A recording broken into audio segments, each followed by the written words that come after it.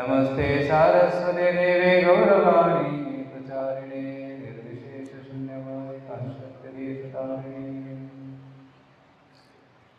वाञ्छाकल्पतरुभ्यश्च कृपा सिन्धुभ्य एव च पतितानां पावनेभ्यो वैष्णवेभ्यो नमः। जय श्री कृष्ण चैतन्य प्रभु नित्यानंद श्री अद्वैत गदाधर श्रीवासादि गौरभक्तवृंद। हरे कृष्णा कृष्णा कृष्णा हरे हरे हरे राम राम राम हरे हरे। मूकं करोति वाचालं पङ्गुं यत्कृपातमहं वन्दे श्रीगुरो दीननाथं परमानन्दं श्रीचैतन्येश्वरम्। ಹರೇ ಕೃಷ್ಣ. ಭಗವದ್ಗೀತೆ ಯಾಕೆ ಎಷ್ಟು ಬಹುಮುಖ್ಯವಾದದ್ದು? ಯಾಕೆಂದರೆ ಎಲ್ಲ ವೇದಗಳ ಸಾರ ಭಗವದ್ಗೀತೆ. ಎಲ್ಲ ವೇದಗಳಲ್ಲಿರುವ ಶ್ಲೋಕಗಳನ್ನು ಎಣಿಸಿದರೆ 1,00,000 ಶ್ಲೋಕಗಳಿವೆ. ಅಂದರೆ 1ರ ಮುಂದೆ 10 0 ಹಾಕಿ ಅಷ್ಟು ಶ್ಲೋಕಗಳಿವೆ. ಅಷ್ಟು ಓದೋದಕ್ಕೆ ಸಾಮರ್ಥ್ಯ ನಮ್ಮದಿಲ್ಲ. ಕೇವಲ ದೇವರು ಮಾತ್ರ ಅಷ್ಟು ರಚನೆ ಮಾಡಲು ಸಾಧ್ಯ, ಓದೋರು ಸಾಮರ್ಥ್ಯ ಇಲ್ಲ. ಎಸ್ಪೆಷಲಿ ಅದು ಕಲಿಯುಗದಲ್ಲಿ ಮಂದಬುದ್ಧಿ ಮಂದಭಾಗ್ಯವಂತರಿಗೆ ಏನಿಷ್ಟು ಕಷ್ಟ. ನಮ್ಮ ತಾಯಿ ಹೇಳ್ತಾ ಇರ್ತಾರೆ, ಕೆಲವೊಮ್ಮೆ ತಾಯಿ ಹೇಳ್ತಾ ಇರ್ತಾರೆ, ಏನಪ್ಪ ನೀನು ಇಷ್ಟು ಶ್ಲೋಕ ಓದ್ತೀಯಾ ಹೇಳ್ತೀಯಾ, ನಮ್ಗೆ ಒಂದು ಅರ್ಧ ಶ್ಲೋಕನೂ ಬರೋಲ್ಲ, ಪ್ರಯತ್ನ ಪಟ್ಟರು ನೆನಪಾಗಲ್ಲ. ಮತ್ತು ಈ ಕಲಿಯುಗದಲ್ಲಿ ಎಷ್ಟೊಂದು ಡಿಸ್ಟ್ರಾಕ್ಷನ್ಸ್. ಸೊ ಏಕಾಗ್ರತೆಯಿಂದ ಒಂದು ಶ್ಲೋಕ ಅಥವಾ ಒಂದು ಪೇಜ್ ಓದೋದಕ್ಕೂ ಪೇಷನ್ಸ್ ಇಲ್ಲ. ಇಂತಹ ಕಾಲದಲ್ಲಿ ಹೇಗೆ ನಾವು ಶಾಸ್ತ್ರವನ್ನು ಓದಬಹುದು? ಸೊ ವಿಶೇಷವಾಗಿ ಕಲಿಯುಗದ ಜನರಿಗಾಗಿ ಗೀತಾ ಮತ್ತು ಭಾಗವತವನ್ನು ಕೊಟ್ಟಿದ್ದಾರೆ. ಭಗವದ್ಗೀತೆ ಎಲ್ಲ ವೇದಗಳ ಸಾರ. ಸರ್ವೋಪನಿಷದೋ ಗಾವೋ ದುಗ್ಧಾ ಗೋಪಾಲನಂದನ ಪಾರ್ಥೋ ವತ್ಸ ಸುಧೀರ್ಭೂತ ದುಗ್ಧಂ ಗೀತಾಂ ಅಮೃತಂ. ಎಲ್ಲ ವೇದಗಳನ್ನು ಒಂದು ಹಸುವಿನ ದೇಹಕ್ಕೆ ಹೋಲಿಸಿದರೆ ಹಾಲು ಭಗವದ್ಗೀತೆ. ಹಸುವಿನ ಸಾರಾಂಶ ಏನಿದೆ? ಹಾಲು. ಹಸು ತನ್ನ ಎಲ್ಲ ಪ್ರೀತಿಯನ್ನು ಹಾಲಿನಲ್ಲಿ, ಎಲ್ಲ ಪೋಷಕ ತತ್ವಗಳನ್ನು ಹಾಲಿನಲ್ಲಿ ಹಾಕ್ತಾಳೆ. ಅದನ್ನು ಕರು ಕುಡಿದಾಗ ಪೋಷಣೆ ಸಿಗ್ತದೆ. ಅದನ್ನು ನಾವು ಕೂಡ ಕುಡಿದಾಗ ನಮಗೂ ಪೋಷಣೆ ಸಿಗ್ತದೆ. ಸೊ ಯಾವ ರೀತಿ ಎಲ್ಲ ಹಸುವಿನ ಸಾರ ಹಾಲು, ಅದೇ ರೀತಿ ಎಲ್ಲ ವೇದಗಳ ಸಾರ ಶ್ರೀಮದ್ ಭಗವದ್ಗೀತೆ. ಅದಕ್ಕೆ ಭಗವದ್ಗೀತೆಗೆ ಇದು ಸ್ಮೃತಿಯ ಭಾಗವಾಗಿದ್ದು ಇದಕ್ಕೆ ಶ್ರುತಿಯ ಸ್ಥಾನವನ್ನು ಕೊಟ್ಟಿದ್ದಾರೆ. ವೇದದಲ್ಲಿ 2 ಭಾಗ, ಶ್ರುತಿ ಮತ್ತು ಸ್ಮೃತಿ.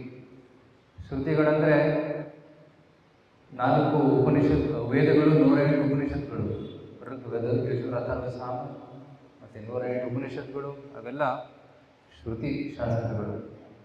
ಮಹಾಭಾರತ, ರಾಮಾಯಣ ಇತ್ಯಾದಿ ಇದ್ದಾವೆ, 18 ಪುರಾಣಗಳು, ಅವೆಲ್ಲ ಸ್ಮೃತಿಯ ಭಾಗ. ಶ್ರುತಿ ಈಸ್ ಒರಿಜಿನಲ್ ವೇದ, ಬಟ್ ಸ್ಮೃತಿ ಕೂಡ ಕಮ್ಮಿ ಅಲ್ಲ.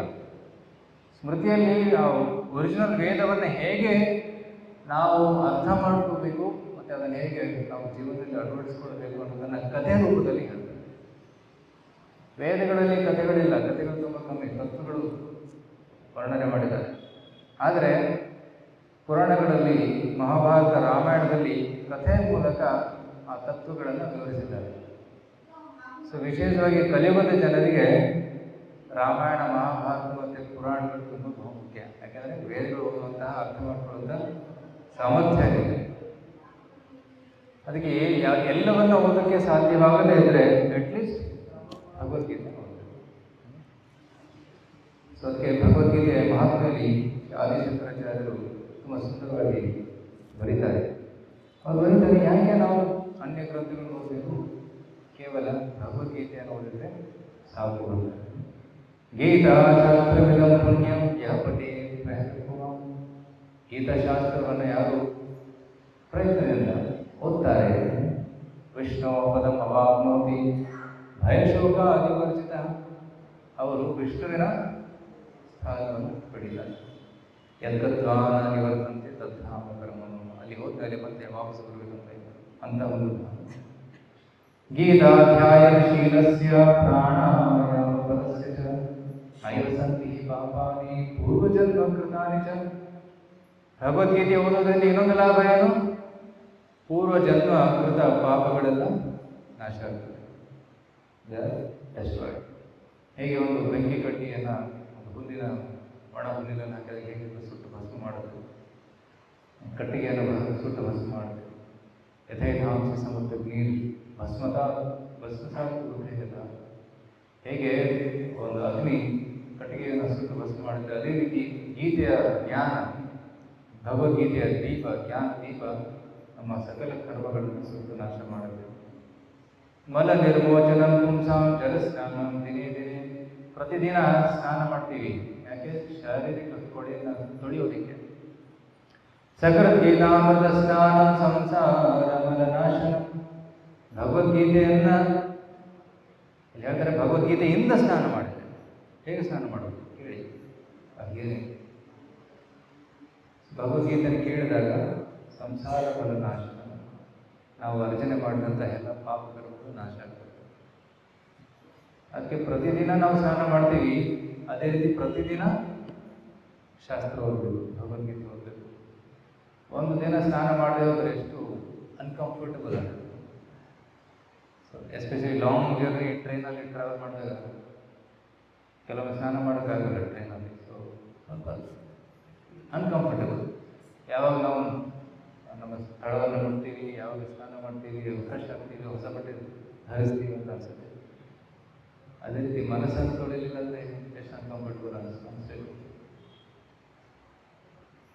ಎಷ್ಟೋ ಜನ್ಮಗಳಿಂದ ನಾವು ಕೊಳೆಯನ್ನು ಸಂಗ್ರಹಿಸ್ತಾ ಬಂದಿದ್ದೀವಿ, ಅದನ್ನು ತೊಳಿಬೇಕು. ತೊಳೆದಿದ್ರೆ ಮನಸ್ಸಲ್ಲಿ ಎಷ್ಟು ಅನ್ಕಂಫರ್ಟಬಲ್ ಅನಿಸುತ್ತೆ. ಮನಸ್ಸಲ್ಲಿ ಶಾಂತಿ ಇರೋದಿಲ್ಲ, ನೆಮ್ಮದಿ ಇರೋದಿಲ್ಲ, ಸುಖ ಇರೋದಿಲ್ಲ. ಅದಕ್ಕೆ ಪ್ರತಿದಿನ ಓದಬೇಕು. ಗೀತಾ ಸುಗೀತಾ ಕರ್ತವ್ಯ ಕಿಮನ್ನೇ ಶಾಸ್ತ್ರವಿಸ್ತದೆ. ಕೇವಲ ಗೀತೆ ಸಾಕು, ಅನ್ಯ ಶಾಸ್ತ್ರಗಳು ಅವಶ್ಯಕತೆ ಇಲ್ಲ. ಯಾ ಸ್ವಯಂ ಪದ್ಮನಾಭಸ್ಯ ಮುಖಪದ್ಮನಿಸತ. ಸ್ವಯಂ ಪದ್ಮನಾಭನ ಮುಖ ಪದ್ಮದಿಂದ ಉದ್ಭವವಾಗಿರುವಂತಹ ದಿವ್ಯವಾದ ವಾಕ್ಯಗಳಿವೆ, ಅದೇ ಭಗವದ್ಗೀತೆ. ಭಗವಂತನು ಹಾಡಿದಂತಹ ಹಾಡಿಗೆ ಭಗವದ್ಗೀತೆ ಅಂತ ಕರೀತಾರೆ. Song of God. ಭಾರತಾಮೃತ ಸರ್ವಸ್ವಂ ವಿಷ್ಣು ವಕ್ರ ವಿಸ್ತೃತಂ. ಮಹಾಭಾರತದ ಸರ್ವಸ್ವ, ಎಸೆನ್ಸ್, ವಿಷ್ಣು ವಕ್ರ ವಿನಿಸಿತಂ. ಗೀತಾ ಗಂಗೋದಕಂ ಪಿತ್ವಾ ಪುನರ್ಜನ್ಮ ನ ವಿದ್ಯತೆ. ನಿನ್ನೆ ಒಬ್ಬರು ಕೇಳ್ತಾ ಇದ್ರು, ಸರ್ ನಾವು ಚಾಂಟಿಂಗ್ ಮಾಡಿದ್ರೆ, ಹರಿಕೃಷ್ಣ ಜಪ ಮಾಡಿದ್ರೆ, ಭಗವದ್ಗೀತೆ ಓದಿದ್ರೆ ಮತ್ತೆ ಹುಟ್ಟಿ ಬರೋದಿಲ್ವಾ? ಕೃಷ್ಣ ಹೇಳ್ತಾನೆ ಹುಟ್ಟಿ ಬರೋದಿಲ್ಲ ಅಂತ. ಯದ್ಗತ್ವ ನ ನಿವರ್ತಿ ಮಾಮುಪೇತ್ಯ ಪುನರ್ಜನ್ಮ ನೈತಿ ದುಃಖಾಲಕ ಶಾಶ್ವತ ನೈತಿ ಅಂತ ಹೇಳ್ತಾನೆ ಕೃಷ್ಣ. ಮತ್ತೆ ಹುಟ್ಟಿ ಬರೋದಿಲ್ಲ ಅಂತ ಆಶ್ವಾಸನೆಯನ್ನು ಕೊಟ್ಟಿದ್ದಾನೆ. ಮತ್ತೆ ಹುಟ್ಟಿ ಬರಬೇಕಾ? ಹುಟ್ಟು ತುಂಬ ತೊಂದರೆ, ಸಾವು ಕೂಡ ತುಂಬ ತೊಂದರೆ. ವೆರಿ ಡಿಫಿಕಲ್ಟ್, ಕಷ್ಟ. ಹುಟ್ಟುವಾಗ ಯಾರು ನಗ್ನಗ್ತಾ ಹುಟ್ಟೋದಿಲ್ಲ, ಅಳ್ತಾ ಅಳ್ತಾ ಹುಡ್ತಾರೆ. ಸಾಯೋವಾಗ ಕೂಡ ಯಾರು ನಗ್ನಗ್ತಾ ಸಾಯೋದಿಲ್ಲ, ಅಳ್ತಾ ಅಳ್ತಾ ಸಾಯ್ತಾರೆ. ಸೊ ಹುಟ್ಟು ಕೂಡ ಅಳ್ತಾ ಹೋಗ್ತೀವಿ, ಸಾಯೋದು ಕೂಡ ಅಳ್ತಾ, ಮಧ್ಯದಲ್ಲಿ ಕೂಡ ಕಣ್ಣೀರು, ದುಃಖಗಳು, ರೋಗಗಳು. ಸೊ ಕೃಷ್ಣ ಹೇಳ್ತಾನೆ ಮತ್ತೆ ಬರಬೇಕು ಇಲ್ಲಿಗೆ, ವೈಕುಂಠಕ್ಕೆ ಹೋಗೋಣ. ಈ ಜಗತ್ತಿಗೆ ಕುಂಠ ಅಂತಾರೆ, ಆ ಜಗತ್ತಿಗೆ ವೈಕುಂಠ. ಪುನರ್ಜನ್ಮ ನಾವಿದ್ದೀವಿ. ಏಕಂ ಶಾಸ್ತ್ರಂ ದೇವಕಿ ಪುತ್ರ ಗೀತಂ. ಕೆಲವು ಕನ್ಫ್ಯೂಷನ್ ಆಗುತ್ತೆ, ಎಷ್ಟೊಂದು ಶಾಸ್ತ್ರಗಳಿವೆ, ಯಾವ ಶಾಸ್ತ್ರ ಓದ್ಬೇಕು ನಾವು? ಏಕಂ ಶಾಸ್ತ್ರ, ದೇವಕಿ ಪುತ್ರ ಕೃಷ್ಣ ಹೇಳುವಂಥ ಶಾಸ್ತ್ರ. ಏಕೋ ದೇವೋ, ಒಬ್ಬನೇ ದೇವ. ಯಾರು? Bhagwan Shrikrishna. Only one prime minister and others are all cabinet ministers and some are chief ministers and some are government employees. ಅದೇ ರೀತಿ ಜಗತ್ತಿನಲ್ಲಿ 33 ಕೋಟಿ ದೇವತೆಗಳಿದ್ದಾರೆ, ಅವರೆಲ್ಲರೂ cabinet ministers and chief ministers ಅವರೆಲ್ಲ. ಬಟ್ ಕೃಷ್ಣಸ್ತು ಭಗವಾನ್ ಸ್ವಯಂ, ಸ್ವಯಂ ಭಗವಂತ ಕೃಷ್ಣ ಜಗನ್ನಾಥ ಹಾಗೂ ಜಗತ್ತಿನ ಒಡೆಯ. ಏಕೋ ದೇವೋ ದೇವರಿಗೆ ಪುತ್ರೋ ಏಕೋ ಮಂತ್ರ. ಹಲವಾರು ಮಂತ್ರಗಳಿವೆ, ಆದರೆ ಎಲ್ಲದರಲ್ಲಿ ಅತಿ ಉತ್ತಮವಾದಂತಹ ಮಂತ್ರ ಅಂದರೆ ಭಗವಂತನ ನಾಮ, ಕೃಷ್ಣನ ನಾಮ. ಹಲವಾರು ಕರ್ಮಗಳಿವೆ. ಕರ್ಮಾಭಿಯು ತಸ್ಯ ದೇವಸ್ಯ ಸೇವಾ. ಒಂದೇ ಕೆಲಸ ಇರಬೇಕು, ಅದೇನು ಭಗವಂತನ ಸೇವೆ. ಬೇರೆ ಕೆಲಸಗಳು ಮಾಡಿದರೆ ಬಂಧನಕ್ಕೆ ಕಾರಣ, ಭಗವಂತನ ಸೇವೆ ಮಾಡಿದರೆ ಅದು ಮುಕ್ತಿಗೆ ಕಾರಣ. ಯಜ್ಞಾರ್ಥಾತ್ ಕರ್ಮಣ, ಭಗವಂತನಿಗೋಸ್ಕರ ಕರ್ಮ ಮಾಡಬೇಕು. ಅನ್ಯತ್ರ ಲೋಕೋಯಂ ಕರ್ಮ ಬಂಧನ, ನಮಗೋಸ್ಕರ ನಮ್ಮ ಸ್ವಾರ್ಥಕ್ಕೋಸ್ಕರ ಕೆಲಸ ಮಾಡಿದರೆ ಅದು ಬಂಧನಕ್ಕೆ ಕಾರಣ. ತದರ್ಥಂ ಕರ್ಮ ಕೌಂತೆ ಮುಕ್ತ ಸಂಗ್ರಹ ಸಮಾಚಾರ ಇವತ್ತು ಶ್ಲೋಕವನ್ನು ಕೂಡ ಚರ್ಚೆ ಮಾಡಿ. So we should work for Krishna. ನಮಗೋಸ್ಕರ ಕೆಲಸ ಮಾಡಿದರೆ, ಸ್ವಾರ್ಥಕ್ಕೋಸ್ಕರ ಕೆಲಸ ಮಾಡಿದರೆ ಅದು ಬಂಧನಕ್ಕೆ ಕಾರಣ ಅಂತ Krishna. So Krishna is telling so many things in this Bhagavad Gita. So ಈಗ ನಾವು ಭಗವದ್ಗೀತೆಯ ಪ್ರಥಮವಾದ ಮುಖ್ಯ ವಿಷಯವನ್ನು ಚರ್ಚೆ ಮಾಡೋಣ. ಅದು ಮುಖ್ಯ ವಿಷಯ ಭಗವದ್ಗೀತೆಯ 2ನೇ ಅಧ್ಯಾಯದಲ್ಲಿ ಬರುತ್ತೆ. ಓಕೆ, ಪ್ರಥಮ ಅಧ್ಯಾಯದಲ್ಲಿ ಹೆಚ್ಚು ತತ್ವಗಳಿಲ್ಲ ಚರ್ಚೆ ಮಾಡೋದಕ್ಕೆ, ಕೇವಲ ಕಥೆ ಇದೆ. ಕಥೆ ಅಂದರೆ ಅರ್ಜುನನ ಒಂದು ವಿಷಾದ ಇದೆ. ಪ್ರಥಮ ಅಧ್ಯಾಯದಲ್ಲಿ ಅರ್ಜುನ ಕನ್ಫ್ಯೂಷನಲ್ಲಿದ್ದಾನೆ, ನಾನು ಯುದ್ಧ ಮಾಡಬೇಕು ಮಾಡಬಾರ್ದು. ಧೃತರಾಷ್ಟ್ರ ಕೂಡ ಕನ್ಫ್ಯೂಷನಲ್ಲಿದ್ದಾನೆ, ಡೌಟಲ್ಲಿದ್ದಾನೆ, ನಾನು ಯುದ್ಧ ಗೆದ್ದಿದ್ದೀನೋ ಇಲ್ವೋ ಅಂತ. ಪ್ರಥಮ ಶ್ಲೋಕದಲ್ಲಿ ಧೃತರಾಷ್ಟ್ರ ಹೇಳ್ತಾನೆ, ಧೃತರಾಷ್ಟ್ರ ವಾಚ ಧರ್ಮಕ್ಷೇತ್ರೇ ಕುರುಕ್ಷೇತ್ರೇ ಸಮವೇತ ಯುತ್ಸವನ ಮಾಮಕ ಪಾಂಡವಾಶ್ಚೈವ ಕಿಮ್ಮು ಕುರುವತ. ಹೇ ಸಂಜಯ, ಸಂಜಯ ನನ್ನ ಮಕ್ಕಳು ಮತ್ತೆ ಪಾಂಡವನ ಮಕ್ಕಳು, ನೋಡಿ ಭೇದವಾಕ್ಯಗಳು, ನನ್ನ ಮಕ್ಕಳು ಪಾಂಡವನ ಮಕ್ಕಳು, ಆಕ್ಚುಲಿ ಒಂದೇ ಮನೆತನ, ಎಲ್ಲರೂ ಅಣ್ಣ ತಮ್ಮಂದಿರು. ಈ ಒಂದು ಭಾವನೆ ಪಾಂಡವರಲ್ಲಿ ಇರಲಿಲ್ಲ, ಕೇವಲ ಕೌರವರಲ್ಲಿ ಭಾವನೆ ಇತ್ತು, ನಮ್ಮವರು ಮತ್ತೆ ಅವರು ಬೇರೆಯವರು. ಅದಕ್ಕೋಸ್ಕರ ನಾವು ಸಮೃದ್ಧವಾಗಿರಬೇಕು, ಪಾಂಡವರು ಕಷ್ಟದಲ್ಲಿರಬೇಕು, ಅವರು ಸಾಯಬೇಕು ಅನ್ನೋ ಭಾವನೆ ಇತ್ತು ಕೌರವರಲ್ಲಿ. ಪದೇ ಪದೇ ಪ್ರಯತ್ನ ಮಾಡ್ತಾ ಇದ್ರು ಪಾಂಡವರನ್ನು ಕೊಲ್ಲೋದಕ್ಕೆ. ಮಹಾಭಾರತದಲ್ಲಿ ತಾವು ಕೇಳಿದ್ದೇವೆ, ವಿಷಾನ್ ಮಹಾಗ್ನೇ ಪುರುಷಾದ ದರ್ಶನ ಅಸತ್ಸಭಾಯ ವನವಾಸ ಪ್ರಚ್ಯುತ ವೃಧೇ ವೃಧೇನೇಕ ಮಹಾರಥಾಸ್ತುತು ದ್ರೌಣ್ಯಸ್ತ್ರತಶ್ಚಾಸ್ಮೃತೇ ವಿರಕ್ಷಿತ. ಕುಂತಿ ಮಹಾರಾಣಿ ಭಾಗವತದಲ್ಲಿ ಹೇಳ್ತಾಳೆ, ಕೃಷ್ಣ ನಮ್ಗೆ ಎಷ್ಟು ತೊಂದರೆಗಳು ಬಂತು, ಪ್ರತಿಯೊಂದು ತೊಂದರೆಯಲ್ಲಿ ನೀನು ನಮ್ಮ ಜೊತೆ ಇದ್ದೆ, ಆದ ಕಾರಣ ನಾವು ಆ ತೊಂದರೆಗಳನ್ನೆಲ್ಲ ಪಾರು ಮಾಡಲು ಸಾಧ್ಯವಿದೆ. ವಿಷಾನ್ ಮಹಾಗ್ನೇ, ನನ್ನ ಮಗ ಭೀಮನಿಗೆ ವಿಷ ಕೊಡಿಸಿದರು. ನಾವು 6 ಜನರನ್ನ ಬೆಂಕಿ ಹಚ್ಚಿ ಕೊಡೋದಕ್ಕೆ ಪ್ರಯತ್ನ ಪಟ್ಟರು ವಾರಣಾವಟದಲ್ಲಿ, ಲಕ್ಷಗಳು. ಪುರುಷಾದ ದರ್ಶನ, ಕಾಡಿನಲ್ಲಿ ಇದ್ದಾಗ ಹಲವಾರು ರಾಕ್ಷಸರು ಬಂದು ನಮ್ಮನ್ನ ಕೊಲ್ಲೋದಕ್ಕೆ ಪ್ರಯತ್ನ ಪಟ್ಟರು. ಹಿಡಿಂಬ,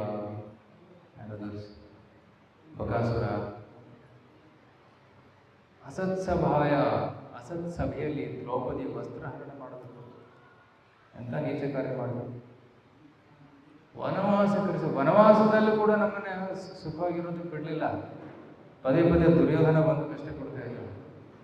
ಆದರೆ ಕೃಷ್ಣ ನೀನು ನಮ್ಮನ್ನು ಕಾಪಾಡಬೇಕು. ನಂತರ ಈ ಕುರುಕ್ಷೇತ್ರ ಯುದ್ಧದಲ್ಲೂ ಕೂಡ ಕೃಷ್ಣ, ಹೇ ಕೃಷ್ಣ ನೀನು ನಮ್ಮನ್ನು ಕಾಪಾಡ್ತಾ ಇದ್ದಾನೆ. ಸೊ ಕೌರವರು ಪಾಂಡವರ ರಾಜ್ಯವನ್ನ ದೋಚ್ಕೊಳ್ಳೋದಕ್ಕೆ ಪ್ರಯತ್ನ ಪಡ್ತಾ ಇದ್ದಾರೆ.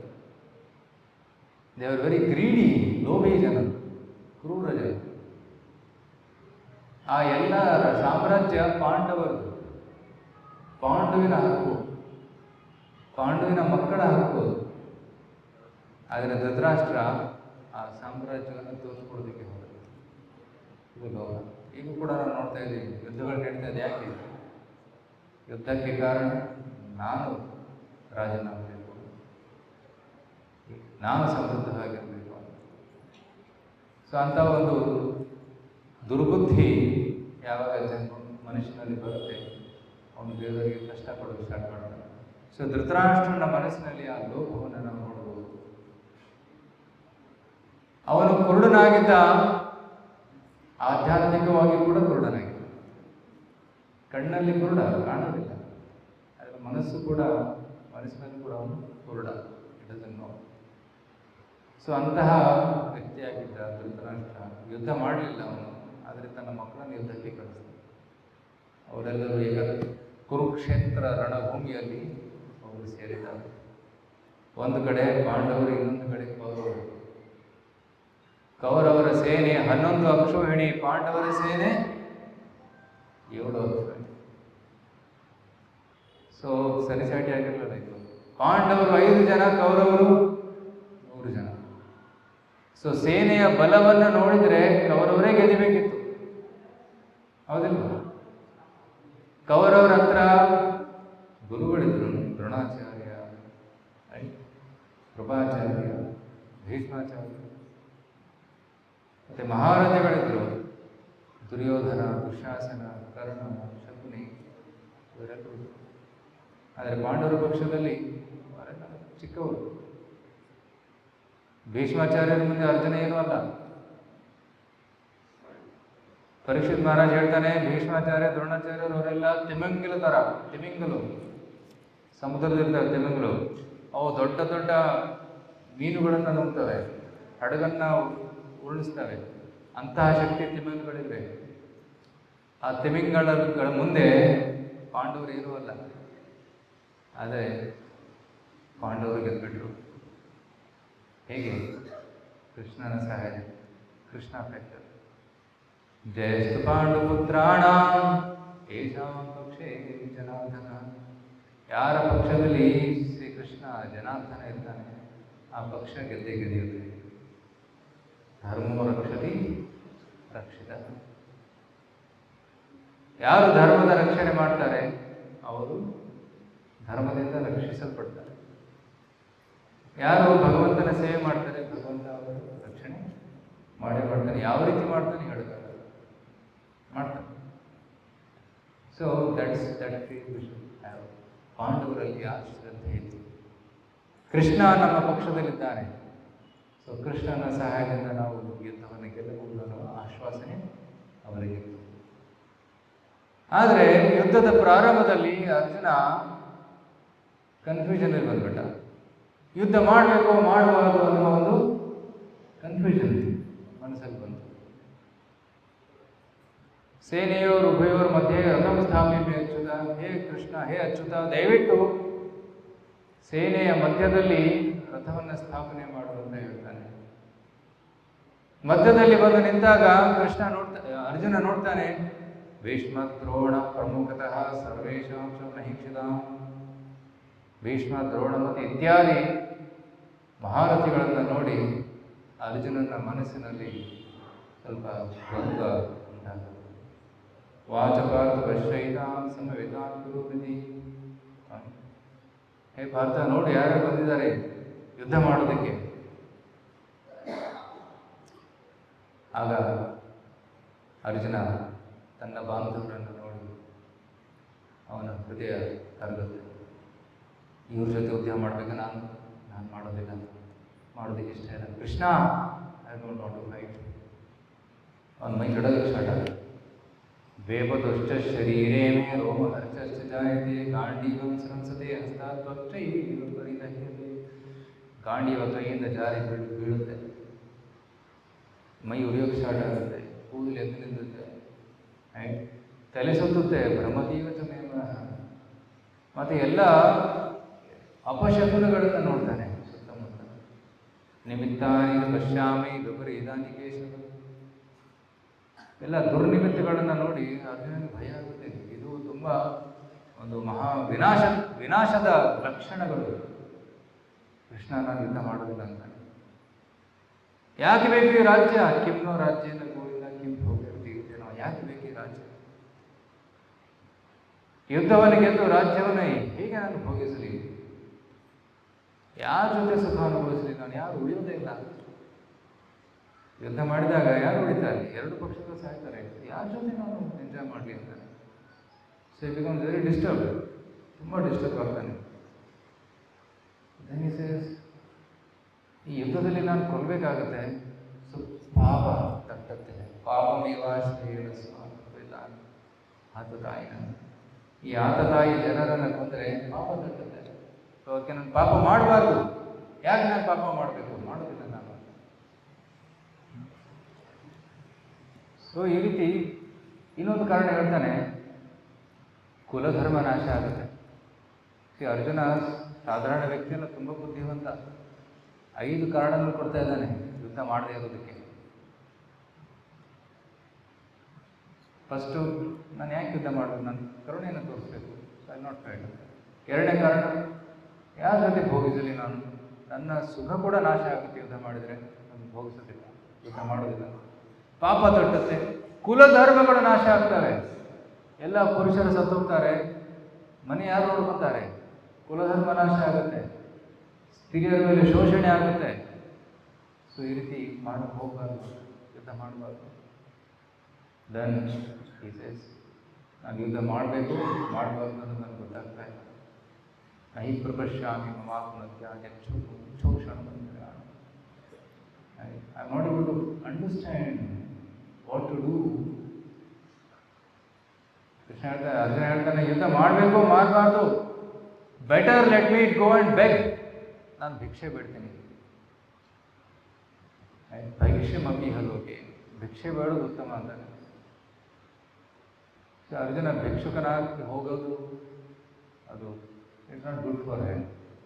ಈ ಮಾತನ್ನು ಕೇಳಿ ಕೌರವರು ಸಂತೋಷ ಆಗಿರ್ಬೇಕು, ಭಿಕ್ಷೆ ಬೇಡ ಹೋಗ್ತಾನೆ, ಅರ್ಜುನ ಇಲ್ಲ ಅಂದರೆ ನಾವು ಗೆದಿಬೋದು ಅಂತ. ಆದರೆ ಅರ್ಜುನನ ಪಕ್ಕದಲ್ಲಿ ಯಾರಿದ್ರು? ಕೃಷ್ಣ. ಕೃಷ್ಣನಿಗೆ ಹಲವಾರು ಹೆಸರುಗಳಿಂದ ಸಂಬೋಧನೆ ಮಾಡಿದ್ದಾರೆ. ಕೆಲವೊಮ್ಮೆ ಆಕ್ಟಿವಿಟಿ ಮಾಡ್ತೀವಿ ನಾವು, ಭಗವದ್ಗೀತೆ ಎಲ್ಲ ಶ್ಲೋಕವನ್ನು ಓದಬೇಕು. ಕೃಷ್ಣನ ಹೆಸರು, ಕೃಷ್ಣನನ್ನು ಯಾವ್ಯಾವ ಹೆಸರಿಂದ ಕರೆದಿದ್ದಾರೆ ಲಿಸ್ಟ್ ಮಾಡಬೇಕು. ಅರ್ಜುನನನ್ನು ಯಾವ್ಯಾವ ಹೆಸರಿಂದ ಸಂಬೋಧನೆ ಮಾಡಿದ್ದಾನೆ, ಕೃಷ್ಣ ಸಂಬೋಧನೆ ಮಾಡಿದ್ದಾನೆ, ಲಿಸ್ಟ್ ಮಾಡಬೇಕು. ಯಾಕೆ ಅಂತ ಆನ್ಸರ್ ಮಾಡಬೇಕು. ಕೆಲವೊಮ್ಮೆ ಅರ್ಜುನ ಕೃಷ್ಣನಿಗೆ ಗೋವಿಂದ ಅಂತ ಕರೀತಾನೆ, ಕೆಲವೊಮ್ಮೆ ಋಷಿಕೇಶ ಅಂತ ಕರೀತಾನೆ, ಕೆಲವೊಮ್ಮೆ ಜನಾರ್ದನ ಅಂತ ಕರೀತಾನೆ, ಕೆಲವೊಮ್ಮೆ ಅಚ್ಯುತ ಅಂತ ಕರೀತಾನೆ. ರೈಟ್? ಯಾಕೆ ಮಧುಸೂದನ ಅಂತ ಕರೀತಾನೆ. ಇದು ಹಲವಾರು ಹೆಸರಿನಿಂದ ಸಂಬೋಧನೆ ಮಾಡಿದ್ದಾನೆ. ಅದ್ರ ಹಿಂದೆ ಒಂದು ಕಾರಣಗಳಿದೆ, ಅದು ಕೂಡ ಅರ್ಥ ಮಾಡ್ತದೆ.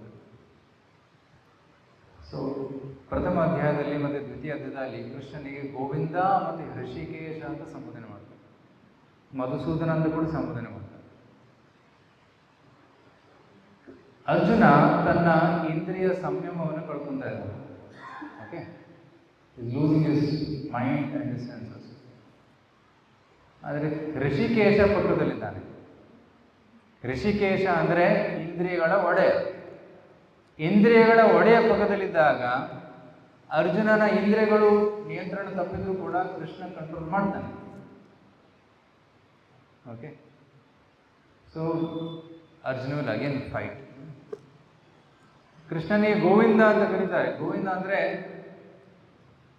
ಗೋ ಅಂದರೆ ಮತ್ತೆ ಇಂದ್ರಿಯಗಳೇ.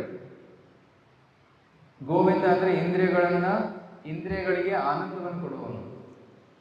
ಅವನಿಗೆ gives happiness to mind and senses. That is name Govinda. ಇನ್ನೊಂದು ಹೆಸರಲ್ಲಿ ಸಂಬೋಧನೆ ಮಾಡ್ತಾರೆ ಅಚ್ಯುತ ಅಂತ. ಅಚ್ಯುತ ಅಂದರೆ ಬಿಡುವುದು. ಅಚ್ಯುತ ಅಂದರೆ ಒಂದು ನೆವರ್ ಫಾಲ್ಸ್. ಯಾರು ತಮ್ಮ ಮಾತನ್ನ ಎಂದು ಬಿಡೋದಿಲ್ಲ, ಎಂದು ಯಾವಾಗಲೂ ತನ್ನ ಮಾತನ್ನ ನೆರವೇರಿಸ್ತಾನೆ, ಅವನೇ ಅಚ್ಯುತ. ತನ್ನ ಭಕ್ತರ ರಕ್ಷಣೆಯಲ್ಲಿ ಎಂದೂ ಚ್ಯುತನಾಗುವುದಿಲ್ಲ, ಅದಕ್ಕೆ ಅವನ ಹೆಸರು Achyuta. Krishna gives assurance I will protect my devotees, ಅದಕ್ಕೆ ಅವರ ಹೆಸರು ಅಚ್ಯುತ.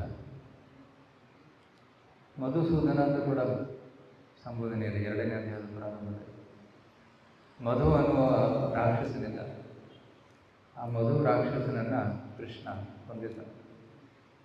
ಹೈಗ್ರೀವ ರೂಪದಲ್ಲಿ ಕೃಷ್ಣ ಮಧುಸೂದನನ್ನು, ಮಧು ರಾಕ್ಷಸನ ಕೊಂದಿದ್ದ. ಅದಕ್ಕೆ ಕೃಷ್ಣನಿಗೆ ಇನ್ನೊಂದು ಹೆಸರು ಮಧುಸೂದನ.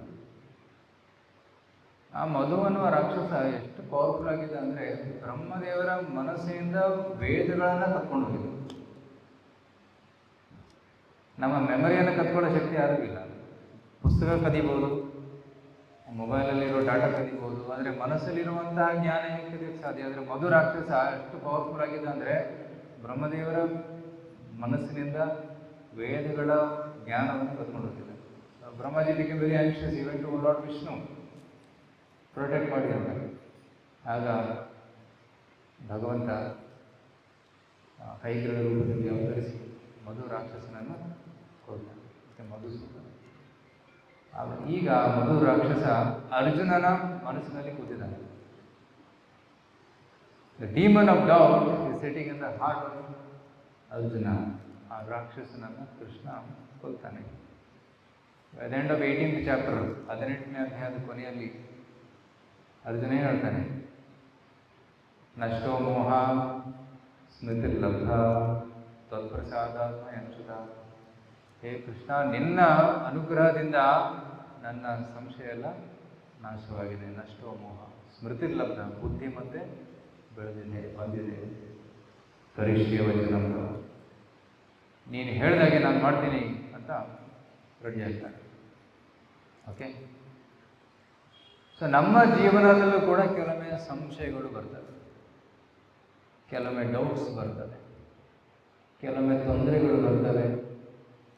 ಅರ್ಜುನ ಇರುವಂತಹ ಸಿಚುವೇಶನ್ ನಮ್ಮೆಲ್ಲರ ಜೀವನದಲ್ಲಿ ಒಂದು ಗಳಿಗೆಯಲ್ಲಿ ಬಂದೇ ಬರುತ್ತೆ. ಆ ಸಮಯದಲ್ಲಿ ಎದುರಿಸೋದಕ್ಕೆ ಶಕ್ತಿ ಭಗವದ್ಗೀತೆ ನಮಗೆ ಕೊಡುತ್ತೆ. ಅದಕ್ಕೆ ಯಾರು ಭಗವದ್ಗೀತೆಯ ಜ್ಞಾನವನ್ನು ಪಡೆದಿದ್ದಾರೆ ಅವರು ಎಂಥದ್ದೇ ಕಷ್ಟಕರ ಸಂದರ್ಭ ಬರಲಿ ಅದನ್ನು ಎದುರಿಸಿರುವಂತಹ ಶಕ್ತಿ ಅವರಲ್ಲಿರುತ್ತೆ. ಕೆಲವರು ಹೇಳ್ತಾರೆ ಭಗವದ್ಗೀತೆ ಓದಿದರೆ ತೊಂದರೆಗಳೆಲ್ಲ ದೂರ ಆಗ್ತದೆ ಅಂತ. ಅದು ತಪ್ಪು. ಭಗವದ್ಗೀತೆ ಓದಿದರೆ ತೊಂದರೆಗಳನ್ನು ಎದುರಿಸುವಂಥ ಶಕ್ತಿ ನಮಗೆ ಸಿಗುತ್ತೆ. ಆಗ ತೊಂದರೆ ಅಂತ ಅನಿಸೋದಿಲ್ಲ. ಅರ್ಥ ಆಗ್ತದೆ? ಕೆಲವೊಮ್ಮೆ ರೋಡಲ್ಲಿ ಸ್ಪೀಡ್ ಬ್ರೇಕರ್ಸ್ ಇರ್ತಾರೆ, ಆಟೋದಲ್ಲಿ ಹೋದರೆ ಡಗ ಡಗ ಡಗ ಡಗ ಮೈಯೆಲ್ಲ ಆಡುತ್ತೆ. ಆದರೆ ಇನ್ನೊಂದು ಗಾಡಿ ಹೋದರೆ ಏನೂ ಅನಿಸೋದಿಲ್ಲ, ಯಾಕಂದರೆ ಅದು ಶಾಕ್ ಅಬ್ಸರ್ವರ್ ಚೆನ್ನಾಗಿದೆ.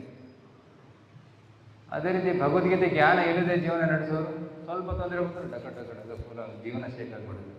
ಅಯ್ಯೋ ನನ್ನ ಜೀವನ ವ್ಯರ್ಥ ಆಯಿತು, ಏನು ಮಾಡೋದು, ಹತಾಶರಾಗಿಬಿಡ್ತಾರೆ, ಸೂಸೈಡ್ ಮಾಡ್ಕೊಂಡು ಅಂತಾರೆ, ಏನೇನೋ ವಿಚಾರಗಳು ಬರ್ತವೆ. ಹೌದಿಲ್ಲ? ಆದರೆ ಯಾರ ಹತ್ರ ಭಗವದ್ಗೀತೆ ಜ್ಞಾನ ಇದೆ, ತೊಂದರೆ ಬಂದರೆ ಈಸಿಲಿ ಕಂಟ್ರೋಲ್.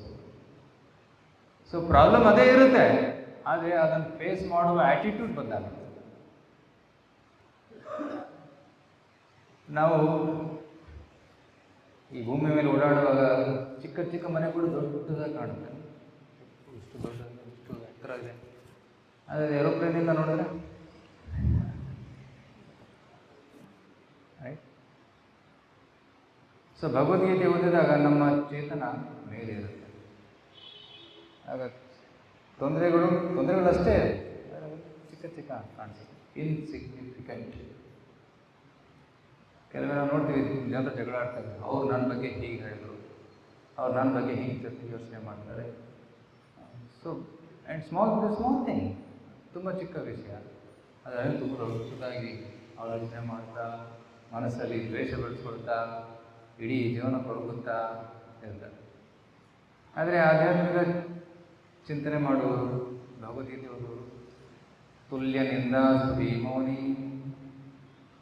ತುಲ್ಯ ನಿಂದಾ ಸ್ತುತಿ, ಯಾರು ನಿಂದನೆ ಮಾಡಲಿ ಸ್ತುತಿ ಮಾಡಲಿ ಸಂತುಷ್ಟ ಏನಕ್ಕೆ. ಸೊ ನಿಂದನೆಯಲ್ಲಿ ಸ್ತುತಿಯಲ್ಲಿ ಕೂಡ ಸಂತುಷ್ಟರಾಗಿರ್ತಾರೆ. ಈ ರೀತಿ ಪಾಯಿಸ್ಟ್. ಶೀತೋಷ್ಣ ಸುಖ ದುಃಖೇಶು ತಥಾ ಮಾನ ಅಪಮಾನಯೋ. ಮಾನ ಬರಲಿ ಅಪಮಾನ ಬರಲಿ ಟಾಲರೆಂಟ್, ರೈಟ್. ಅಂತಹ ಒಂದು ಮನೋಭಾವನೆ ನಮ್ಮಲ್ಲಿ ಬೆಳೆಯುತ್ತೆ. Will not be disturbed. ಅತಿ ದುಃಖಕರ ಸಂಗತಿ ಬಂದರೂ ಕೂಡ ಅವನು ವಿಚಲಿತನಾಗುವುದಿಲ್ಲ, right. That comes in the 6th chapter of Gita, right? So ಅತಿ ದುಃಖಕರವಾದ ಸಂದರ್ಭ ಬಂದರೂ ಕೂಡ ನ ವಿಚಾರಣೆ. So that's the power Bhagavadgita ಜ್ಞಾನ. ಸೊ ಗೀತೆ ಜ್ಞಾನ ಏನು ಅನ್ನೋದನ್ನ ಈಗ ಅರ್ಥ ಮಾಡ್ಕೊಳ್ಳೋಣ. ಓಕೆ, ಭಗವದ್ಗೀತೆ ಸ್ಟಾರ್ಟ್ ಆಗೋದು 2.11 ಸೆಕೆಂಡ್ ಚಾಪ್ಟರ್ 11th ಶ್ಲೋಕ. ಸೆಕೆಂಡ್ ಚಾಪ್ಟರ್ 10th ಶ್ಲೋಕದವರೆಗೂ ಅರ್ಜುನನ ಕಥೆನೇ ಇದೆ. ನಾನು ಯುದ್ಧ ಮಾಡೋದಿಲ್ಲ, ಯಾಕೆ ಮಾಡೋದಿಲ್ಲ, ಎಲ್ಲ ಕಾರಣಗಳು ಕೊಡ್ತಾ ಸುಮಾರು 50 ಶ್ಲೋಕ. First 50 shlokas is nothing but problem. Almost 50, more than 58 shlokas. So 2.11 Krishna ಹೇಳೋದಕ್ಕೆ ಸ್ಟಾರ್ಟ್ ಮಾಡ್ತಾನೆ. ಹೇಳ್ತಾ 18th ಚಾಪ್ಟರ್ವರೆಗೂ ಹೇಳ್ತಾ ಹೋಗ್ತಾನೆ. ರೈಟ್, ಫಸ್ಟ್ ಚಾಪ್ಟರ್ಲಿ ಕೃಷ್ಣ ಮಾತಾಡೋದು. ಭಗವಾನ್ ವಾಚ್ ಅಂತಿದೆಯಾ ಫಸ್ಟ್ ಚಾಪ್ಟರ್ಲಿ? ಫಸ್ಟ್ ಶ್ಲೋಕ ಧೃತರಾಷ್ಟ್ರ ವಾಚ, ಸೆಕೆಂಡ್ ಶ್ಲೋಕ ಸಂಜಯ್ ವಾಚ, ಆಮೇಲೆ ಅರ್ಜುನ ವಾಚ. Mostly Sanjay and Arjuna speaking first chapter. Second ಚಾಪ್ಟರಲ್ಲೂ ಫಸ್ಟ್ 10 ಶ್ಲೋಕಾಸಲ್ಲಿ 8 ಶ್ಲೋಕಾಸ್, 7 ಶ್ಲೋಕಾಸ್ ಅರ್ಜುನ ಸ್ಪೀಕಿಂಗ್, ಅರ್ಜುನನೇ ಹೇಳ್ತಾರೆ. ರೈಟ್, ಬಟ್ 11th ಶ್ಲೋಕದಿಂದ ಕೃಷ್ಣ ಆಧ್ಯಾತ್ಮಿಕ ಜ್ಞಾನವನ್ನು ಹೇಳೋದಕ್ಕೆ ಸ್ಟಾರ್ಟ್ ಮಾಡ್ತಾರೆ. ಸೊ ಪ್ರಪ್ರಥಮವಾದಂತಹ ಒಂದು ವಿಷಯ ಕೃಷ್ಣ ಏನು ತಿಳಿಸಿದ್ದಾರೆ ಅಂದರೆ ಅದು ಆತ್ಮಜ್ಞಾನ. ನಾನು ಯಾರು, ನೀನು ಯಾರು ಅರ್ಜುನ ತಿಳ್ಕೊ ಫಸ್ಟ್. ಅಶೋಚಾನನ್ವ ಶೌಚಸ್ತ್ವಂ ಪ್ರಜ್ಞಾವಾದಾಂಶ ಭಾಸಸೆ ಗತಾಸು ನ ಗತಾಸು ನಾನು ಶೋಚಂತಿ ಪಂಡಿತಃ. ಏನು ಪಂಡಿತನ ಥರ ಮಾತಾಡ್ತಾ ಇದೆಯಾ, ಆದ್ರಿಂದ ಪಾಂಡಿತ್ಯ ಇಲ್ಲ. ಯಾವುದಕ್ಕೆ ಶೋಕ ಮಾಡಬಾರ್ದು ಅದರ ಬಗ್ಗೆ ಶೋಕ ಮಾಡ್ತಾ ಇದೀಯಾ. ನೀನು ಯಾರಂತ ತಿಳ್ಕೊ ಫಸ್ಟು. ನೀನು ಈ ದೇಹವಲ್ಲ, ನೀನು ದೇಹಧಾರಿಯಾದಂತಹ, ನೀನು ಶಾಶ್ವತ. ಈ ಭೂಮಿಯಲ್ಲಿ, ಇಂಥ ಭೂಮಿಯಲ್ಲಿ ಇರುವಂತಹ ಎಲ್ಲರೂ ಶಾಶ್ವತ. ನಾವು ಹಿಂದೇನೂ ಇದ್ವಿ, ಈಗಲೂ ಇದ್ದೀವಿ, ಮುಂದೇನೂ ಇರ್ತೀವಿ. ಆತ್ಮಕ್ಕೆ ಎಂದು ಸಾವಿಲ್ಲ, ತಿಳ್ಕೊ ಅರ್ಜುನ. ನೀನು ಯೋಚನೆ ಮಾಡ್ತಾ ಇದೀಯಾ, ನಾನು ಈ ವೈರಿಗಳನ್ನು ಕೊಂದರೆ ಪಾಪ ತಟ್ಟುತ್ತೆ ಅಂತ, ಅವರು ಸಾಯ್ತಾರೆ ಅಂತ. ಅವರು ಸಾಯೋದಿಲ್ಲ, ಅವರ ದೇಹ ನಾಶವಾಗುತ್ತೆ, ಆದರೆ ಅವರ ಆತ್ಮ ಮುಂದಿನ ಜನ್ಮಕ್ಕೆ ಹೋಗುತ್ತೆ. ಹೌದಾ? ಎಲ್ಲರೂ ಕೊಲ್ಬೋದ? ನಾವು ಪ್ರಾಣಿಗಳನ್ನು ಕೊಲ್ಬೋದು, ಏನು ಮನುಷ್ಯರನ್ನು ಕೊಲ್ಬೋದು, ದೇಹ ಕೊಲ್ತೀವಿ, ಆದರೆ ಆತ್ಮ ಕೊಲ್ಲೋದಿಲ್ಲ. ಸೊ ಕೊಲ್ಲೋದಕ್ಕೆ ಲೈಸೆನ್ಸ್ ಕೊಟ್ಟಂಗೆ ಅದು ಇಲ್ಲ. ಕೃಷ್ಣ ಹೇಳ್ತಾನೆ, ಈ ಜನರು ಈ ದೇಹದಲ್ಲಿ ಇಟ್ಕೊಂಡು ಪಾಪ ಮಾಡ್ತಾ ಇದ್ದಾರೆ, ಅದಕ್ಕೆ ಪನಿಷ್ಮೆಂಟ್ ಕೊಡಬೇಕು. ಸೊ ಪನಿಷ್ಮೆಂಟ್ ಕೊಡೋದಕ್ಕೆ ನೀನೇ ಅರ್ಹನಾದ ಪೊಲೀಸ್ ಆಗಬೇಕು. You become a fighter and fight. ಕೊಲೆ ಮಾಡಿದವ್ರನ್ನ ಗಲ್ಲಿಗೇರಿಸ್ತಾರೆ, ಅದು ಸರಿನಾ ತಪ್ಪು? ಪನಿಷ್ಮೆಂಟ್ ಕೊಡೋದು ಸರಿ, ಯಾಕಂದರೆ ಪನಿಷ್ಮೆಂಟ್ ಕೊಡಲಿಲ್ಲ ಅಂದರೆ ಇನ್ನಷ್ಟು ತಪ್ಪು ಮಾಡ್ತಾನೆ. ಸೊ ಒಬ್ಬ ಕ್ರಿಮಿನಲ್ ಮರ್ಡರರ್ ಫ್ರೀಯಾಗಿ ಓಡಾಡ್ತಾ ಇದೆ ಅಂದರೆ ಇವ್ರು ಅಗೇನ್ ಮರ್ಡರ್, ರೈಟ್? ಅದಕ್ಕೆ ಕೊಲೆಗಾರನನ್ನು ಜನರು ಸಾಮಾನ್ಯವಾಗಿ ಏನಂದರೆ ಲೈಫ್ ಟೈಮ್ ಇಂಪ್ರಿಸನ್ಮೆಂಟ್ ಆರ್ ಹ್ಯಾಂಗ್, ಕ್ಯಾಪಿಟಲ್ ಪನಿಷ್ಮೆಂಟ್ ಕೊಡ್ತಾರೆ. ಅದೇ ರೀತಿ ಈ ಕೌರವರಿಗೆ ಕ್ಯಾಪಿಟಲ್ ಪನಿಷ್ಮೆಂಟ್ ಅರ್ಹವಾದ ಒಂದು ಪನಿಷ್ಮೆಂಟ್. ಅದನ್ನು ಈಗ ಯುದ್ಧ ಭೂಮಿಯಲ್ಲಿ ನೀನು ಕೊಡಬೇಕು, ಅದು ನಿನ್ನಿಂದಲೇ ಆಗಬೇಕು. ನಿಮಿತ್ತ ಮಾತ್ರ ಭಗವತ್ ಸಂಹಿತಾಚಿ 11th ಚಾಪ್ಟರ್ಲಿ ಕೃಷ್ಣ ಹೇಳ್ತಾನೆ, ನೀನು ನನ್ನ ಕೈಲಿ ನಿಮಿತ್ತ ನಾವು ಯುದ್ಧ ಮಾಡುವಂತ ಟು ಫೈಟ್. ಸೊ ಆತ್ಮ ಶಾಶ್ವತವಾಗಿದೆ, ದೇಹ ಅಶಾಶ್ವತವಾಗಿದೆ, ಕ್ಷಣಿಕವಾಗಿದೆ. ಹಿಂದಿನ ಜನ್ಮದಲ್ಲಿ ನಾವು ಯಾವುದೋ ಯೋನಿಯಲ್ಲಿ ಹುಟ್ಟಿದ್ವಿ. ನಮ್ಮ ಸೌಭಾಗ್ಯ, ನಾವೀಗ ಮನುಷ್ಯ ಯೋನಿಯಲ್ಲಿ ಹುಟ್ಟಿದ್ದೀವಿ. ಭಗವದ್ಗೀತೆ ಕೇಳ್ತಾ ಇದ್ದೀವಿ. ಶಿಲಪ್ರಭಾದರು ಅಮೇರಿಕಾದಲ್ಲಿ ಕ್ಲಾಸ್ ಕೊಡ್ತಾ ಇದ್ರು, ನ್ಯೂಯಾರ್ಕಲ್ಲಿ. ಕ್ಲಾಸಲ್ಲಿ ಜನರು ಬಂದು ಕೂತ್ಕೊಳ್ಳುವಾಗ ಒಂದು ನಾಯಿ ತರ್ತಾ ಇದ್ರು. ಬಾವು ಅಂತ ಓಡಾಡ್ತಾ ಇದೆ ನಾಯಿ. Prabha shed this class is for humans, not for dogs. ಈ ಒಂದು ಪ್ರವಚನ ಮನುಷ್ಯರಿಗೋಸ್ಕರ, ನಾಯಿಗೋಸ್ಕರ. ನಾಯಿನ ಹೊರಗಡೆ ಕಟ್ಟಾಕಿ ಬನ್ನಿ. ಅಮೇರಿಕಾವ್ರು ಏನು ಗೊತ್ತು ಅವರಿಗೆ ಪ್ರವಚನ? ಸೊ ದೆನ್ ಪ್ರಭಾದರು ಒಂದು ಕೋಲ್ ಹೊರಗಡೆ ಇಟ್ಟು ಕೋಲಿಗೆ ಕಟ್ಟಿ ಬನ್ನಿ ಅಂತ ಅನೌನ್ಸ್ಮೆಂಟ್ ಮಾಡ್ತಾರೆ. ಸೊ ಮತ್ತು ಅಲ್ಲಿ ಪಾಶ್ಚಾತ್ಯ ದೇಶದಲ್ಲಿ ಚಪ್ಪಲಿ ಹಾಕೊಂಡೇ ಬರ್ತಾ ಇದ್ದಾರೆ. Prabhu to put a notice, leave the shoes outside and come inside. So ಅಂತಹವರಿಗೆ ಪ್ರಚಾರ ಮಾಡಿದ್ದಾರೆ ಶ್ರೀಲ ಪ್ರಭುಪಾದರು. ಅಂಥವರಿಗೆ ಭಗವದ್ಗೀತೆ ಜ್ಞಾನವನ್ನು ತಿಳಿಸಿದ್ದಾರೆ ಶ್ರೀಲ ಪ್ರಭುಪಾದರು, ಇಸ್ಕಾನಿನ ಸಂಸ್ಥಾಪಕಾಚಾರ್ಯರು, 1977. ಸೊ ಈ ಭಗವದ್ಗೀತೆ ಜ್ಞಾನ ಮನುಷ್ಯರಿಗೋಸ್ಕರ, ಪ್ರಾಣಿಗೋಸ್ಕರ ಅಲ್ಲ. ಸೊ ನಾವು ನಮ್ಮ ಸೌಭಾಗ್ಯ ಇದ್ದು ನಾವು ಮನುಷ್ಯ ಯೋಗಿಯಲ್ಲಿ ಜನ್ಮ ತಗೊಂಡಿದ್ದೀವಿ. ಏಸು ಕಾಯಂಗಳಗಳು 84 ಲಕ್ಷ ಜೀವರಾಶಿಯನ್ನು ದಾಟಿರುವುದು. ಆದರೆ ಈ ಶರೀರದಲ್ಲಿ ನಾವು ಭಕ್ತಿ ಸೇವೆ ಮಾಡಲಿಲ್ಲ ಅಂದರೆ ಮತ್ತೆ 84 ಲಕ್ಷ ಚಕ್ರ ಸುತ್ತಾಗಬೇಕು.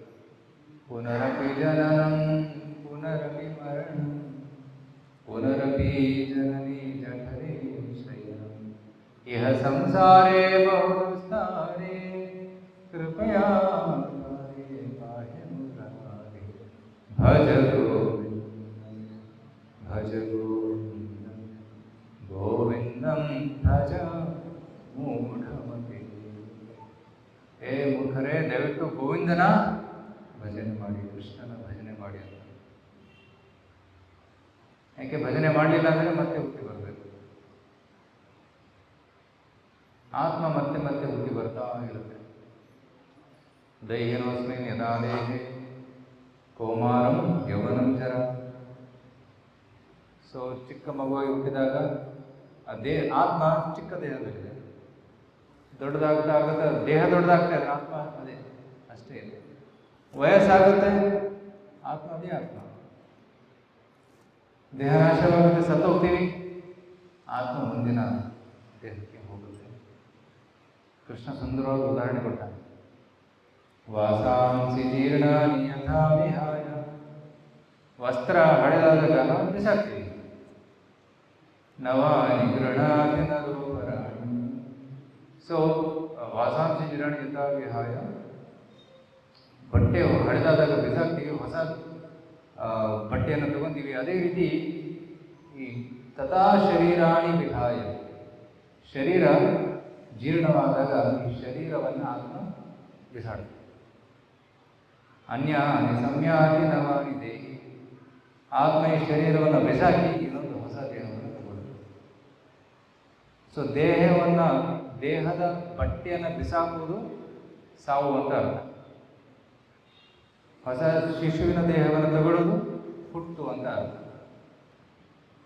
ಓಕೆ. ಸೊ ಯಾರಿಗೆ ಈ ತತ್ವ ಗೊತ್ತಿದೆ, ಸಾವು ಬಂದಾಗ ಅವರು ಹೆದರೋದಿಲ್ಲ. ಸಾವು ಅಂದ್ರೆ ಏನು? ಬಟ್ಟೆ ಬದಲಾಯಿಸ್ದಂಗೆ. ಹಳೆ ಬಟ್ಟೆ ಬಿಸಾಕುವಾಗ ದುಃಖ ಆಗುತ್ತಾ? ಹಳೆ ಬಟ್ಟೆ ಹರಿದೋಗಿದೆ, ಬಿಸಾಕಿ. ದೀಪಾವಳಿ ಬಂತು, ಹುಟ್ಟಹಬ್ಬ ಬಂತು, ಹೊಸ ಬಟ್ಟೆ ಖುಷಿಯಿಂದ ಉಟ್ಕೊಂಡೆ. ಕಾರು, ಸಪೋಸ್ ಕಾರ್ ಇದೆ ಯಾರ ಹತ್ರ, 15 ವರ್ಷ ಆಯಿತು, ಓಡಿಸ್ತಾ ಇದ್ದಾರೆ, ರಿಪೇರ್ ಓಡಿಸ್ತಾ ಇದ್ದಾರೆ. ಒಂದಿನ ಅದನ್ನು ಗ್ಯಾರೇಜಿಗೆ ಅದನ್ನು ಸೇಲ್ ಮಾಡಬೇಕಾಗುತ್ತೆ. ಸೊ ಆಗ ಹಳೆ ಕಾರನ್ನು ಕೊಟ್ಟು ಹೊಸ ಕಾರನ್ನು ತಗೊಳ್ತಾರೆ.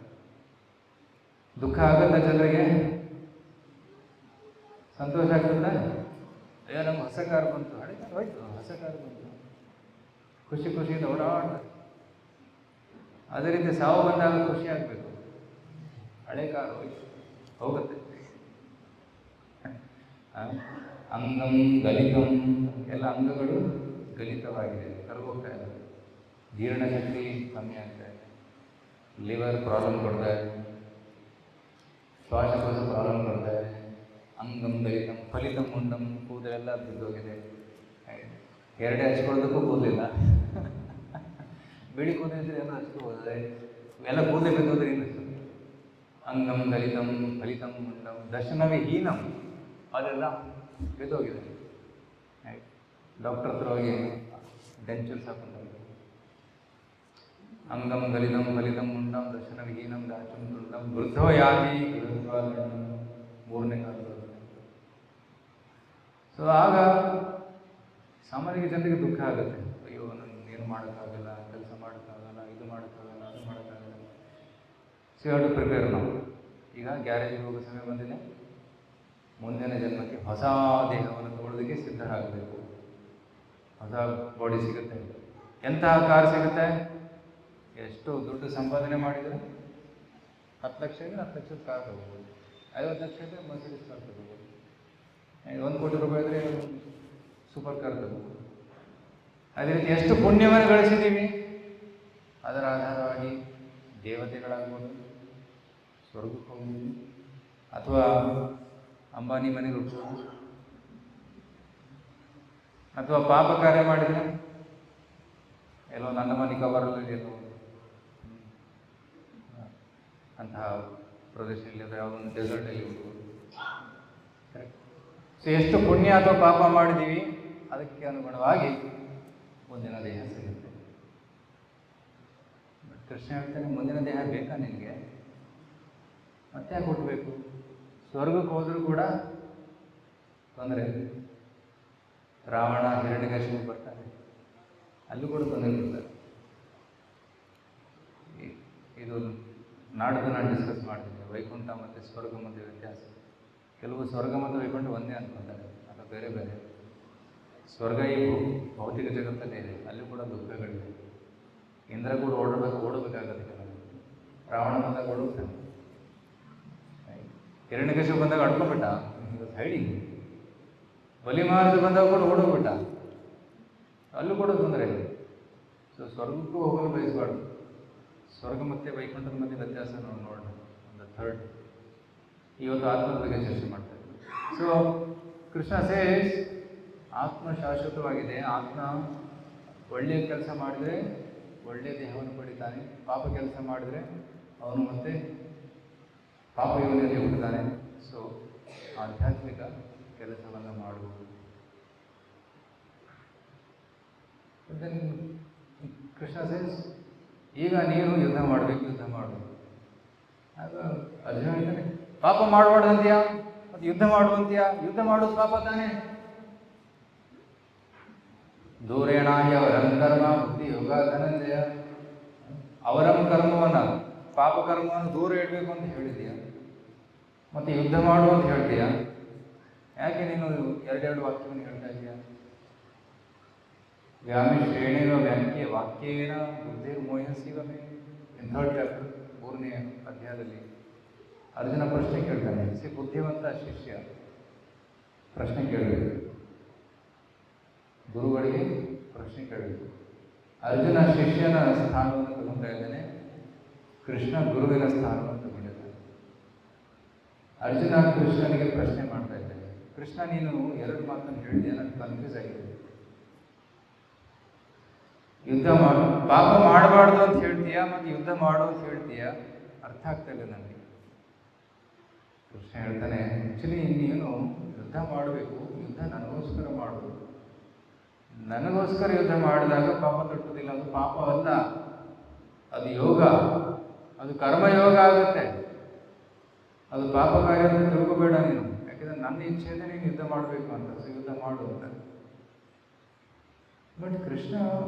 ಬಟ್ ಯುದ್ಧ ಮಾಡೋದು ಕೂಡ ಪಾಪ ತಾನೇ. ಎಷ್ಟೋ ಜನ ಸತ್ತೋಗ್ತಾರೆ. ಯಜ್ಞಾರ್ಥಾತ್ ಕರ್ಮಣ. ಯಾವಾಗ ನೀನು ಕರ್ತವ್ಯವನ್ನ ಭಗವಂತನ ಸಂತುಷ್ಟಿಗೋಸ್ಕರ ಮಾಡ್ತೀಯ, ಆಗ ನಿನಗೆ ಶ್ರೇಯಸ್ಸು ಸಿಗುತ್ತೆ. So you have to fight to win the war.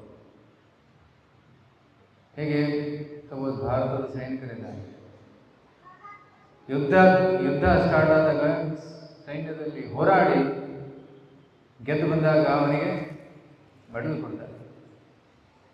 ಯಾರು ಎಷ್ಟು ಜನರನ್ನ ಕೊಂದಿದ್ದಾರೆ ಅಷ್ಟು ದೊಡ್ಡ ಮೆಡಲ್ ಕೊಡ್ತಾರೆ, ರೈಟ್? ಯಾಕೆಂದರೆ ಅದು ಅನುಮತಿಯಿಂದ ಯುದ್ಧ ಮಾಡಿರೋದು. ಆದರೆ ಅವನೇ ಸೈನಿಕ ಕಲಬುರಗಿ ರೋಡಲ್ಲಿ ಓಡಾಡುವಾಗ ಯಾರನ್ನು ಮುಂದಾಕಿ ಕೊಂಡ್ಬಿಟ್ರೆ, ಅದೇ ಸರ್ಕಾರ ಸೈನಿಕನನ್ನು ಜೈಲಿಗೆ ಕಳಿಸಿದೆ. ಯಾಕೆಂದರೆ ಇದಕ್ಕೆ ಅನುಮತಿ ಇರಲಿಲ್ಲ, ಅದಕ್ಕೆ ಅನುಮತಿ ಇತ್ತು. ಸೊ ಅರ್ಜುನ, ಈಗ ನೀನು ಯುದ್ಧ ಮಾಡಬೇಕು. ಯುದ್ಧ ನನ್ನ ಅನುಮತಿಯಿಂದ ನೀನು ಮಾಡು. For my sake you fight. ನನಗೋಸ್ಕರ ಯುದ್ಧ ಮಾಡು, ಅದರಲ್ಲಿ ಪಾಪ ತಗೊಳ್ಳಿಲ್ಲ. So he tell this, and Arjuna was still not convinced. ಇನ್ನೂ ಮನಸ್ಸಲ್ಲಿ ಸಂಶಯಗಳಿದೆ. ಅದಕ್ಕೆ 18 2ನೇ ಅಧ್ಯಾಯದಲ್ಲೇ ಭಗವದ್ಗೀತೆ ಮುಗಿತು. ಕೃಷ್ಣ ಏನೇನು ಹೇಳಬೇಕಿತ್ತು ಅದನ್ನು ಹೇಳಿಬಿಟ್ಟ. 2.54ವರೆಗೂ ಹೇಳಿಬಿಟ್ಟ. 2ನೇ ಅಧ್ಯಾಯದ 53-54 ಶ್ಲೋಕದಲ್ಲಿ ಕೃಷ್ಣ ಫಿನಿಶ್ಡ್ ಭಗವದ್ಗೀತೆ. ಅರ್ಜುನ ಸ್ವಲ್ಪ ಪ್ರಶ್ನೆ ಕೇಳ್ತಾನೆ, ಆ ಪ್ರಶ್ನೆಗೆ ಉತ್ತರ ಕೊಡ್ತಾನೆ. ಕೃಷ್ಣ ಫಿನಿಶ್ಡ್. ಸಾಂಖ್ಯಯೋಗ 2ನೇ ಅಧ್ಯಾಯ. 3ನೇ ಅಧ್ಯಾಯದಲ್ಲಿ ಈಗ ಅರ್ಜುನ ಪ್ರಶ್ನೆ ಕೇಳ್ತಾನೆ. ಅರ್ಜುನನಿಗೆ ಅರ್ಥ ಆಗಿತ್ತು, ಆದರೆ ಅರ್ಜುನನಿಗೆ ಗೊತ್ತಿತ್ತು ಮುಂದೆ ಬರೋರಿಗೆ, ಮುಂದೆ ಓದುವವರು, ಈ ಗೀತೆಯನ್ನು ಓದುವವರು ಅವರಿಗೆ ಅರ್ಥ ಆಗೋದಿಲ್ಲ. ಅವ್ರಿಗೋಸ್ಕರ ಪ್ರಶ್ನೆ ಕೇಳಬೇಕು. ನಮಗೋಸ್ಕರ ಅರ್ಜುನ ಭಗವದ್ಗೀತೆಯನ್ನು 18ನೇ ಅಧ್ಯಾಯದಲ್ಲೂ ಕೇಳ್ಕೊಂಡು ನಮಗೆ ಬರುವಂತಹ ಪ್ರಶ್ನೆಗಳನ್ನೆಲ್ಲ ಅರ್ಜುನನ್ನೇ ಕೇಳ್ತಾನೆ. ಅರ್ಜುನ ಕೇಳ್ತಾನೆ, ಕೃಷ್ಣ ಪಾಪ ಮಾಡಬಾರ್ದು, ಆದರೆ ಕೆಲವೊಮ್ಮೆ ಫೋರ್ಸ್ಫುಲಿ ಜನರು ಪಾಪ ಮಾಡ್ತಾರೆ. ಅದಕ್ಕೇನ ಪ್ರಯುಕ್ತೋಯಂ ಪಾಪಂ ಚರತಿ ಪುರುಷ ಅನಿಚ್ಛನ ಪಿವಾಶ್ನಯ ಬಲ ನಿಯೋಜಿತ. ಕೆಲವು ಬಲವಂತವಾಗಿ ಮಾಡು ಮಾಡು ಮಾಡು ಅಂತ ಒಳಗಿನ ಏನೋ ಒಂದು ಫೋರ್ಸ್ ಒತ್ತದೆ.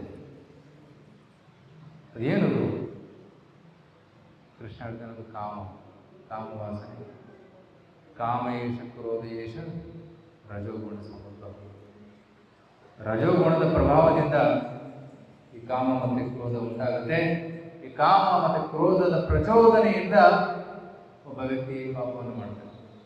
3ನೇ ಅಧ್ಯಾಯದಲ್ಲಿ ಕೃಷ್ಣ ಇದನ್ನು ಹೇಳ್ತಾನೆ. ಸೊ ಹೇಗೆ ಕಾಮವನ್ನು ಗೆಲ್ಲಬೇಕು? ದಿವ್ಯ ಜ್ಞಾನದಿಂದ. ಏವಂ ಬುದ್ಧೇ ಪರಬುದ್ಧ ಸಂಪತ್ತಿ ಆತ್ಮಾನಮಾತ್ಮನಃ ದೈಶತ್ರು ಮಹಾಬಾಹು ಕಾಮರೂಪಂ ದುರಾಸದಂ. ಈ ಕಾಮವನ್ನು ನೀವು ಗೆಲ್ಲಬೇಕು. ಹೇಗೆ? ಬುದ್ಧಿ, ಯೂಸ್ ಯುವರ್ ಇಂಟೆಲಿಜೆನ್ಸ್. ಆತ್ಮಜ್ಞಾನವನ್ನು ತಿಳ್ಕೋ. ನೀನು ಆತ್ಮ, ನೀನು ಮನಸ್ಸಲ್ಲ, ಬುದ್ಧಿಯಲ್ಲ, ನೀನು ಇಂದ್ರಿಯಗಳಲ್ಲ. ಆತ್ಮದ ಶಕ್ತಿಯಿಂದ ಈ ಮನಸ್ಸು, ಬುದ್ಧಿ ಮತ್ತು ಇಂದ್ರಿಯಗಳನ್ನು ನಿಯಂತ್ರಿಸು. ವೀರನಾಗುವ ಅರ್ಜುನ ಅಂತ ಕೃಷ್ಣ ಹೇಳ್ತಾನೆ. ಹೇಗೆ ಬುದ್ಧಿಯನ್ನು ಬೆಳೆಸ್ಕೊಳ್ಳೋದು ಅಂತ ಅರ್ಜುನ ಮನಸ್ಸಲ್ಲಿ ಪ್ರಶ್ನೆ. ಆಗ ಕೃಷ್ಣ ಹೇಳ್ತಾನೆ, ನನ್ನ ಬಗ್ಗೆ ತಿಳ್ಕೊ. ಸೊ 4ನೇ ಅಧ್ಯಾಯದ ಹೆಸರೇನು? ದಿವ್ಯ ಜ್ಞಾನ, ಟ್ರಾನ್ಸೆಂಡೆಂಟಲ್ ನಾಲೆಡ್ಜ್, ಅಥವಾ ಸಂಸ್ಕೃತದಲ್ಲಿ ಜ್ಞಾನ ಧರ್ಮ ಸನ್ಯಾಸ. Krishna talks about jnana, his own knowledge. Ajo visanna prayatma bhuta nam ishvaro visan. Nanu aja, nanu ishvara, nanu ee jagattina ಸೃಷ್ಟಿಕರ್ತ. I am the controller of this world. ನಾನು ಮತ್ತೆ ಮತ್ತೆ ಬರ್ತಾ ಇರ್ತೀನಿ. ಪರಿತ್ರಾಣಾಯ ಸಾಧೂನಾಂ ವಿನಾಶಾಯ ಚ ದುಷ್ಕೃತಾಂ ಧರ್ಮ ಸಂಸ್ಥಾಪನಾರ್ಥಾಯ ಸಂಭವಾಮಿ. ಯದಾ ಯದಾ ಹಿ ಧರ್ಮಸ್ಯ ಗ್ಲಾನಿರ್ಭವತಿ ಭಾರತ ಅತ್ಯುತ್ಥಾನಂ ಧರ್ಮಸ್ಯ ತದಾತ್ಮನಾಂ ಸೃಜಾಮ್ಯಹಂ. ಕೃಷ್ಣ ಹೇಳ್ತಾನೆ, ಪ್ರತಿ ಯುಗದಲ್ಲೂ ನಾನು ಬರ್ತೀನಿ. ಧರ್ಮದ ಗ್ಲಾನಿಯಾದಾಗ ನಾನು ಬರ್ತೀನಿ, ಧರ್ಮದ ಸಂಸ್ಥಾಪನೆ ಮಾಡೋದಕ್ಕೆ ಅಂತ. So Krishna tells about his ದಿವ್ಯತ್ವ. ಕೃಷ್ಣ ಹೇಳ್ತಾನೆ, ನನ್ನ ಬಗ್ಗೆ ತಿಳ್ಕೊ, ನನ್ನ ಬಗ್ಗೆ ತಿಳ್ಕೊಳ್ಳೋದ್ರಿಂದ ನಿಮಗೆ ದಿವ್ಯ ಜ್ಞಾನ ಬರುತ್ತೆ, ಬುದ್ಧಿ ಬೆಳೆಯುತ್ತೆ. ಆಗ ಅರ್ಜುನ ಹೇಳ್ತಾನೆ, ಹೇಗೆ ನಿನ್ನ ಬಗ್ಗೆ ತಿಳ್ಕೊಳ್ಳೋದು? ನನ್ನ ಬಗ್ಗೆ ತಿಳ್ಕೊಬೇಕಂದ್ರೆ ನೀನು ಯಜ್ಞಗಳನ್ನು ಮಾಡಬೇಕು. ದ್ರವ್ಯಯಜ್ಞ, ಕರ್ಮಯಜ್ಞ, ಸ್ವಾಧ್ಯಾಯ ಯಜ್ಞ, ಹಲವಾರು ಯಜ್ಞಗಳನ್ನು ಕೃಷ್ಣ ವರ್ಣನೆ ಮಾಡ್ತಾನೆ 4ನೇ ಅಧ್ಯಾಯದಲ್ಲಿ. ಬಟ್ ಇಷ್ಟೆಲ್ಲ ಮಾಡೋದು ಬದಲಾಗಿ ನೀನು ಇನ್ನೊಂದು ಸರಳವಾದ ಮಾರ್ಗ ಇದೆ. ಅದೇನು? ಗುರುವಿಗೆ ಶರಣಾಗು. ತದ್ವಿಧಿ ಪ್ರಣಿಪಾತೇನ ಪರಿಪ್ರಶ್ನೇನ ಸೇವೆಯ ಉಪದೇಶಂತಿ ಜ್ಞಾನಂ ಜ್ಞಾನಿನ ತತ್ವದರ್ಶನ. ಅರ್ಜುನ, ನೀನು ಒಬ್ಬ ಪ್ರಾಮಾಣಿಕ ಗುರುವಿಗೆ ಶರಣಾಗುವ. ಗುರುವಿನ ಅನುಗ್ರಹದಿಂದ, ಗುರುವಿನ ಮಾತನ್ನು ಕೇಳುವುದರಿಂದ ನೀನು ಮುಕ್ತನಾಗ್ತೀಯ. ಎಲ್ಲ ದಿವ್ಯ ಜ್ಞಾನವನ್ನು ಪಡೆದುಕೊಳ್ತೀಯ. Easy way. ಸೊ ಕೃಷ್ಣ ಕೂಡ ಗುರುವನ್ನು ಸ್ವೀಕರಿಸಿದ. ರೈಟ್? ಕೃಷ್ಣನ ಗುರು ಯಾರು? ಆದಿಪುನಿಮುನಿ. ರಾಮಚಂದ್ರರ ಗುರು ಯಾರು? ರಾಮಚಂದ್ರ ಗುರುಗಳು ಯಾರು? ವಶಿಷ್ಠ ಮಹರ್ಷಿಗಳು, ವಿಶ್ವಾಮಿತ್ರರು ಕೂಡ. ಸೊ ಭಗವಂತ ಸ್ವಯಂ ಗುರುಗಳನ್ನು ಸ್ವೀಕರಿಸ್ತಾನೆ ನಮಗೆಲ್ಲ ತೋರಿಸೋದಕ್ಕೆ. ನೀವೆಲ್ಲರೂ ಒಬ್ಬ ಪ್ರಾಮಾಣಿಕ ಗುರುವನ್ನು ಸ್ವೀಕರಿಸಬೇಕು, ಅವರ ಮಾತನ್ನು ಕೇಳಬೇಕು, ಅವ್ರು ಹೇಳಿದ ಹಾಗೆ ಸಾಧನೆ ಮಾಡಬೇಕು. ಅದು ಈಸಿ ವೇ. ಅತಿ ಸರಳವಾಗಿ ಭಗವಂತನ ಬಗ್ಗೆ ತಿಳ್ಕೋಬಹುದು. ನಾವು ನಮ್ಮ ಪ್ರಯತ್ನದಿಂದ ಭಗವಂತನನ್ನು ತಿಳ್ಕೊಳ್ಳೋದು ತುಂಬ ಕಷ್ಟ, ಅಸಾಧ್ಯ. ಆದರೆ ಯಾವಾಗ ತತ್ವದರ್ಶಿ ಗುರುಗಳ ಹತ್ರ ಹೋಗ್ತೀವಿ, ಅಂತಹ ಗುರುಗಳಿಂದ ಕೇಳೋದ್ರಿಂದ ದಿವ್ಯ ಜ್ಞಾನ ಬೆಳೆಯುತ್ತೆ. ಓಂ ಅಜ್ಞಾನತಿಮಿರಾಂಧಸ್ಯ ಜ್ಞಾನಾಂಜನಶಲಾಕಯ ಚಕ್ಷುರುನ್ಮೀಲಿತಂ ಯೇನ ತಸ್ಮೈ ಶ್ರೀ ಗುರುವೇ ನಮಃ. ಸಾಮಾನ್ಯವಾಗಿ ಜನರೆಲ್ಲ ಅಂಧಕಾರದಲ್ಲಿ, ಅಜ್ಞಾನದಲ್ಲಿದ್ದಾರೆ. ಗುರುಗಳು ಜ್ಞಾನದ ದೀಪವನ್ನು ಬೆಳಗಿ ಕಣ್ಣನ್ನು ತೆಗೆದಿದ್ದಾರೆ. ಅದಕ್ಕೆ ಗುರುಗಳಿಗೆ ಶರಣಾಗಬೇಕು. ಗುರುಗಳಲ್ಲಿ ಅಂತ ಸಾಮರ್ಥ್ಯ ಇದೆ, ಕಣ್ಣು ತೆಗೆಯುವಂಥ ಸಾಮರ್ಥ್ಯ ಇದೆ. ಸಾಮಾನ್ಯವಾಗಿ ಅಂಧಕಾರದಲ್ಲಿ ನಾವೆಲ್ಲರೂ ಇದ್ದೀವಿ. ಗುರುಗಳು ದೀಪ ಕೂಡ ಬೆಳಗ್ತಾರೆ, ಜ್ಯೋತಿ ಬೆಳಗಿಸ್ತಾರೆ, ಮತ್ತು ನಮ್ಮ ಕಣ್ಣನ್ನು ಕೂಡ ತೆಗಿತಾರೆ. So he brings light and he opens our eyes. ಅಂತಹ ಗುರುಗಳಿಗೆ ನಾವು ಶರಣಾಗಬೇಕು, ಆಗ ದಿವ್ಯ ಜ್ಞಾನ ಸಿಗುತ್ತೆ. ಸೊ ದೆನ್ ಅರ್ಜುನನ ಮನಸ್ಸಲ್ಲಿ ಇನ್ನೂ ಪ್ರಶ್ನೆ ಇತ್ತು. ಮತ್ತೆ ಅದೇ ಪ್ರಶ್ನೆ ಕೇಳ್ತಾನೆ, ಕೃಷ್ಣ ಏನಿದು ಸನ್ಯಾಸ ಅಂದ್ರೆ ಏನು? ಕರ್ಮ ಉತ್ತಮನೋ ಅಥವಾ ಸನ್ಯಾಸ ಉತ್ತಮನೋ? ದಯವಿಟ್ಟು ಒಂದನ್ನು ಹೇಳು, ಕರ್ಮ ಮಾಡಬೇಕು ಅಥವಾ ಸನ್ಯಾಸ ತಗೋಬೇಕು? ಕೃಷ್ಣ ಹೇಳ್ತಾನೆ, ಎರಡೂ ಉತ್ತಮ, ಆದರೆ ನಿನಗೆ ಯಾವುದು ಸರಳವಾದದ್ದು ಅದನ್ನು ಮಾಡು. ಸಾಮಾನ್ಯ ಜನರಿಗೆ ಸನ್ಯಾಸ ಸರಿ ಹೋಗೋದಿಲ್ಲ, ಕಷ್ಟ. ಯಾಕಂದರೆ ಯಾರ ಮನಸ್ಸು ಕಲುಷಿತವಾಗಿದೆ, ಯಾರ ಮನಸ್ಸಲ್ಲಿ ಅನರ್ಥಗಳು ತುಂಬಿವೆ, ಅವರು ಸನ್ಯಾಸ ತಗೊಂಡ್ರೆ ತುಂಬ ಕಷ್ಟ. ಅದಕ್ಕೆ ಸಾಮಾನ್ಯ ಜನರು ಕರ್ಮಯೋಗವನ್ನು ಮಾಡಬೇಕು. ಆ ಒಂದು ಎಲಿವೇಟೆಡ್ ಸ್ಟೇಜ್ ತಲುಪಿದ ಮೇಲೆ, ಚಿತ್ತ ಶುದ್ಧಿಯಾದ ಮೇಲೆ ಸನ್ಯಾಸವನ್ನು ಸ್ವೀಕರಿಸಬಹುದು. ಎರಡೂ ಸರಿಯಾದ ಮಾರ್ಗಗಳು. ಆದರೆ ಕೃಷ್ಣ ಹೇಳ್ತಾನೆ, ಕರ್ಮಯೋಗ ಸರಳವಾದದ್ದು, ನೀನು ಕರ್ಮಯೋಗ ಮಾಡಿಸ್ ಕರ್ಮಯೋಗ. ನಾವು ಮಾಡುವಂಥ ಎಲ್ಲ ಕರ್ಮಗಳನ್ನು ಭಗವಂತನಿಗೋಸ್ಕರ ಮಾಡ್ತೀವಿ. ರೈಟ್? ನಾವೆಲ್ಲರೂ ಊಟ ಮಾಡ್ಬೇಕಾ? ಫಸ್ಟು ಅಡುಗೆ ಮಾಡಿ ಭಗವಂತನಿಗೆ ನೈವೇದ್ಯ ಅರ್ಪಣೆ ಮಾಡಿ ಕೊಡಿಸ್ತಾರೆ. ಕೃಷ್ಣ ಹೇಳ್ತಾನೆ, ಯತ್ ಕರೋಸಿ ಯದಶ್ನಾಸಿ ಯಜ್ಜುಹೋಸಿ ದದಾಸಿ ಯತ್ ತಪಸ್ಯಸಿ ಕೌಂತೆಯ ತತ್ ಕುರುಷ್ವ ಮದರ್ಪಣ. ಎಲ್ಲರೂ ಕೆಲಸ ಮಾಡ್ತೀರಾ, ಆಫೀಸಿಗೆ ಹೋಗ್ತೀರಾ, ಕೆಲಸ ನನಗೋಸ್ಕರ ಮಾಡಿ. ನನ್ನ ಆಫೀಸಿಗೆ ಬನ್ನಿ, ಟೆಂಪಲಿಗೆ ಬನ್ನಿ ಅಂತ ವರ್ಕ್ ಫಾರ್ ಮೀ. ಯತ್ ಕರೋಸಿ ಯದಶ್ನಾಸಿ, ತಿನ್ನಬೇಕು, ತಿನ್ನೋಕ್ಕಿಂತ ಮುಂಚೆ ನನಗೆ ಅರ್ಪಣೆ ಮಾಡು, ನಾನು ಅದನ್ನು ಸ್ವೀಕರಿಸ್ತೀನಿ, ಪ್ರಸಾದ ಕೊಡ್ತೀನಿ, ಅದು ಪ್ರಸಾದ ರೂಪದಲ್ಲಿ ನೀನು ತಗೋ. ಯತ್ ಕರೋಸಿ ಯದಶ್ನಾಸಿ ಯಜ್ಜುಹೋಸಿ ದದಾಸಿ, ಯಾವುದೇ ಯಜ್ಞ ಮಾಡು ಅಥವಾ ಯಾವುದೇ ತಪಸ್ಸನ್ನು ಮಾಡು, ಅದು ನನಗೋಸ್ಕರ ಮಾಡು. ಸಾಮಾನ್ಯವಾಗಿ ಜನರು ವ್ರತ ಮಾಡ್ತಾರೆ, ಸೋಮವಾರ ವ್ರತ, ಈ ವ್ರತ, ಆ ವ್ರತ ಮಾಡ್ತಾರೆ. ಯಾರಿಗೋಸ್ಕರ? ನಮಗೋಸ್ಕರ. ನನ್ನ ಹೆಲ್ತ್ ಚೆನ್ನಾಗಿರಬೇಕು, ಮನೆಯಲ್ಲಿ ಎಲ್ಲರೂ ಸುಖ ಸಮೃದ್ಧಿ ಸಂತೋಷ ಇರಬೇಕು, ರೋಗ ಬರಬಾರ್ದು ಅಂತ ವ್ರತ ಮಾಡ್ತಾರೆ. ಅದ್ರ ಬದಲಾಗಿ ಕೃಷ್ಣನಿಗೋಸ್ಕರ ವ್ರತ ಮಾಡು. ನನಗೆ ಕೃಷ್ಣ ಬೇಕು, ಭಗವಂತ ಬೇಕು ಅನ್ನೋದು ಅವನ ಇಚ್ಛೆಯಿಂದ ವ್ರತ ಮಾಡು ಅಂತಾನೆ. ತತ್ಪುರುಷ ಮದರ್ಪಣ, offer everything to me. So that is Krishna ಮಾಡ್ತೀವಿ. ಸೊ ಕೃಷ್ಣ ಹೇಳ್ತಾನೆ, ನೀನು ಕರ್ಮಯೋಗ ಮಾಡಿಸು, ನೀನು ಕ್ಷತ್ರಿಯ, ನಿನ್ನ ಸ್ವಭಾವ ಯುದ್ಧ ಮಾಡುವುದು, ಸನ್ಯಾಸ ಸ್ವೀಕರಿಸೋದು, ಭಿಕ್ಷೆ ಪಡುವುದಲ್ಲ.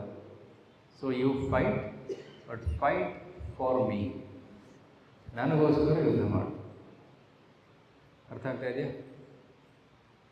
ಕೃಷ್ಣ ಪ್ರಜ್ಞೆಯ ಅಥವಾ ಆಧ್ಯಾತ್ಮಕ್ಕೆ ಬಂದರೆ ಕಾರ್ಯವನ್ನು ಬಿಡಬೇಕು ಅಂತ ಅಲ್ಲ, ನಾವು ಏನು ಕಾರ್ಯ ಮಾಡ್ತಾ ಇದೀವೋ ಅದನ್ನು ಭಗವಂತನಿಗೋಸ್ಕರ ಮಾಡೋದು. ಅದೇ ಒಂದು ಆಧ್ಯಾತ್ಮಿಕ. ಯಾರಾದರೂ ಸಂಗೀತ ಹಾಡ್ತಾರೆ ಅಥವಾ ವಾದ್ಯಗಳನ್ನು ನುಡಿಸ್ತಾರೆ, ಬಿಡಬೇಕಂತ ಇಲ್ಲ, ಭಗವಂತನಿಗೋಸ್ಕರ ಮಾಡಿ.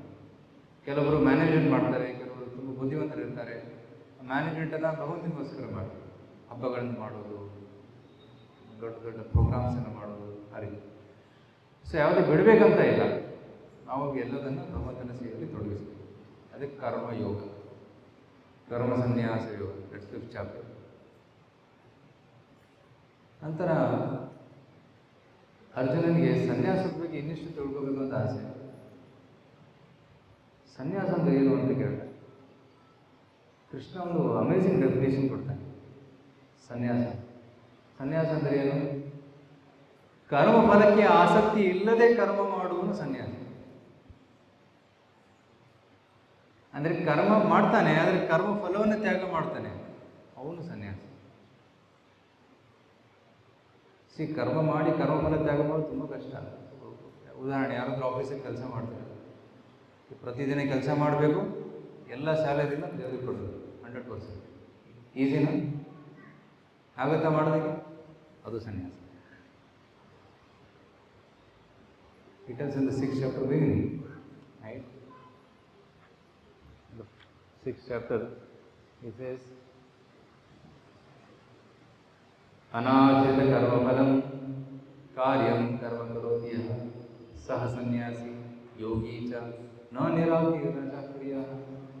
ಯಾರು ಕರ್ಮಫಲವನ್ನು ತ್ಯಾಗ ಮಾಡ್ತಾರೆ ಅವನೇ ಸನ್ಯಾಸಿ. ಸೊ ಗೃಹಸ್ಥರು ಕೂಡ ಸನ್ಯಾಸಿ ಆಗ್ಬೋದು. ಕೇವಲ ಖಾಲಿ ಬಟ್ಟೆ ಧರಿಸುವ ಸನ್ಯಾಸಿ ಅಂತಲ್ಲ. ಸನ್ಯಾಸಿಗಳು ಹೌದು, ಬಟ್ ಗೃಹಸ್ಥರಿದ್ರು ಕೂಡ ಅವರು ಎಲ್ಲ ಕರ್ಮಫಲವನ್ನು ಭಗವಂತನಿಗೆ ಸಮರ್ಪಣೆ ಮಾಡಿದರೆ ಅವರು ಕೂಡ ಸನ್ಯಾಸಿ. ಆ ಸನ್ಯಾಸಿ ಭಾವನೆ ಅವರಿಗೆ. External may not be there, but the internal activity is there.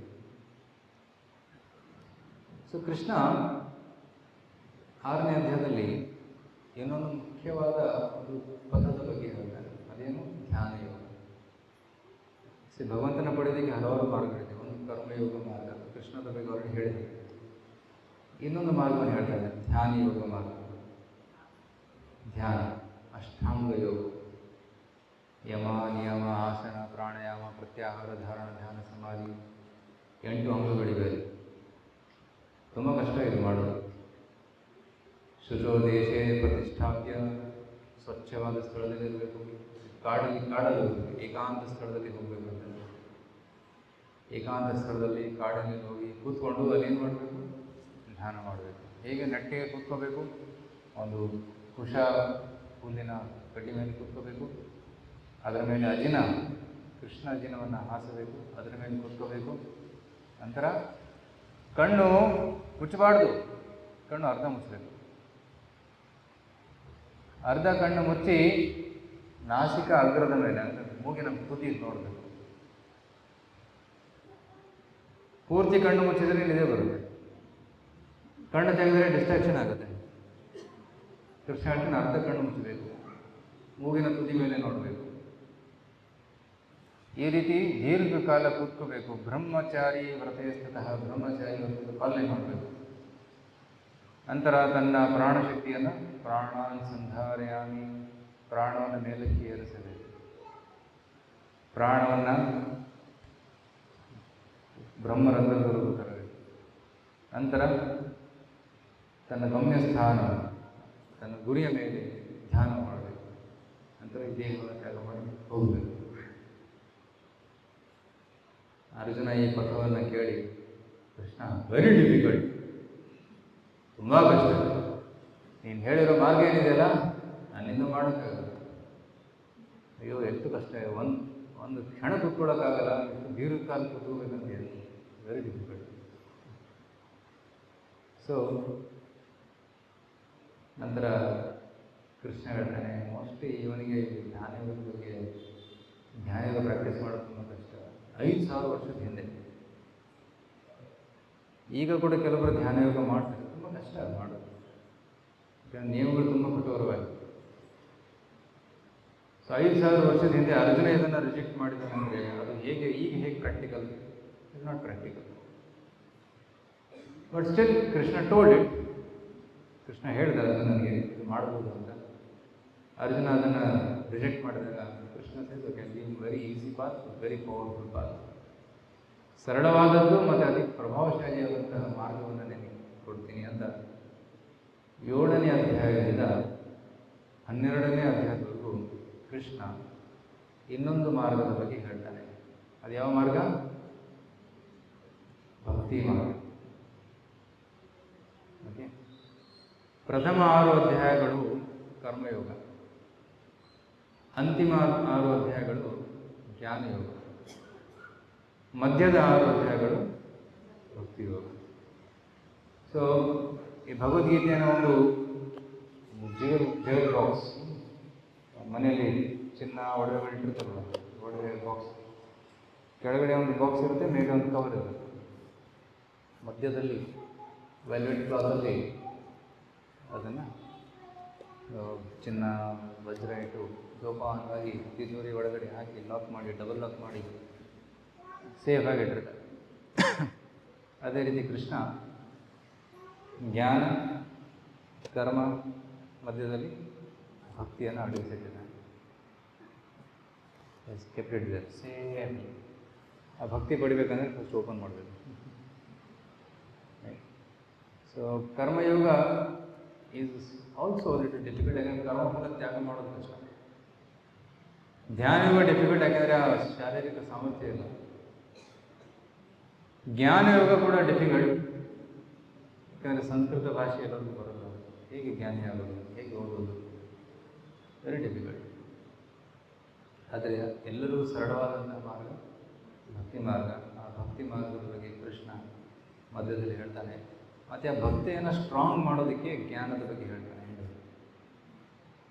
It has about ಕರ್ಮ in the beginning and little bits of ಧ್ಯಾನ ಯೋಗ ಆ್ಯಂಡ್ ಭಕ್ತಿಯೋಗ ವಿವರವಾಗಿ ವರ್ಣನೆ ಮಾಡಿ ಅಂತ್ಯದಲ್ಲಿ ಇಟ್ ಹ್ಯಾಸ್ ಅಬೌಟ್ ಜ್ಞಾನ.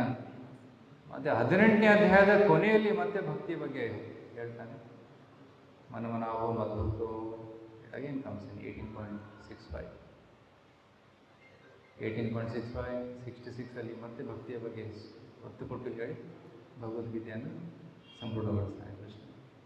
So in this way karma, bhakti and ಜ್ಞಾನ ಸೊ ಕ್ಲಿಯರಾಗಿ ಕೃಷ್ಣ ಹೇಳಿದ್ದಾನೆ. ಸೊ ಇವತ್ತು ನಾವು ಭಗವದ್ಗೀತೆಯ ಇಂಟ್ರೊಡಕ್ಷನ್, ಗೀತಾ ಮಹಾತ್ಮ್ಯ ಮತ್ತು ಪ್ರಥಮ 6 ಅಧ್ಯಾಯಗಳ ಸಾರಾಂಶವನ್ನು ತಿಳ್ಕೊಂಡಿದ್ದೀವಿ. ಬಹುಮುಖ್ಯವಾಗಿ ನಾವು ಯಾರು, ನಾವು ಆತ್ಮ, ದೇಹಧಾರಿಯಾದಂತಹ ಆತ್ಮ, ನಾವು ದೇಹವಲ್ಲ. ದೇಹಕ್ಕೆ ಸಾವಿದೆ, ಆತ್ಮಕ್ಕೆ ಸಾವಿಲ್ಲ. ನಾವು ಹಿಂದೆ ಕೂಡ ಇದ್ವಿ, ಈಗಿದ್ದೀವಿ, ಮುಂದೆ ಕೂಡ ಇರ್ತೀವಿ. ಆದರೆ ಮುಂದೆ ಎಲ್ಲಿಗೆ ಹೋಗಬೇಕು ಅನ್ನೋದು ನಾವು ಅದಕ್ಕೆ ಪ್ರಿಪೇರ್ ಆಗಬೇಕು. ಯಾವ ರೀತಿ ನಾವು ಕಾರ್ಯವನ್ನು ಮಾಡ್ತೀವಿ ಆ ರೀತಿ ನಾವು ಮುಂದಿನ ದೇಹವನ್ನು ಪಡೆದುಕೊಳ್ತೀವಿ. ಊರ್ಧ್ವಂ ಗಚ್ಚಂತಿ ಸತ್ವಸ್ಥಃ ಮಧ್ಯೆ ತಿಷ್ಠಂತಿ ರಾಜನ್ ಜಗನ್ನ ಗುಣವೃತ್ತಿಸ್ಥ ಅದು ಗಚ್ಚಂತಿ ತಾಮಸ.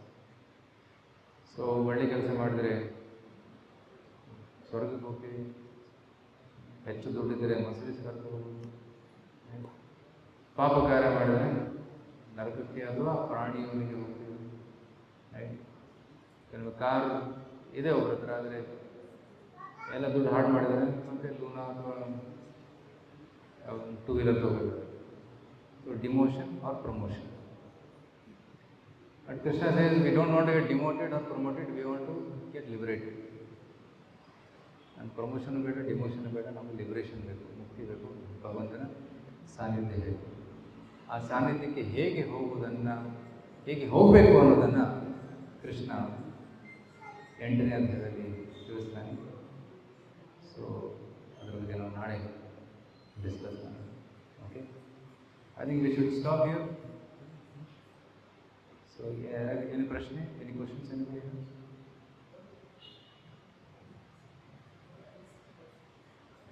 ಭಗವದ್ಗೀತೆಯ ಪ್ರಶ್ನೆ. ಅರ್ಜುನ ಹಲವಾರು ಪ್ರಶ್ನೆ ಕೇಳಿದ್ದಾನೆ, ಪ್ರತಿ ಅಧ್ಯಾಯದಲ್ಲಿ ಒಂದು ಪ್ರಶ್ನೆ ಕೇಳಿದ್ದಾನೆ.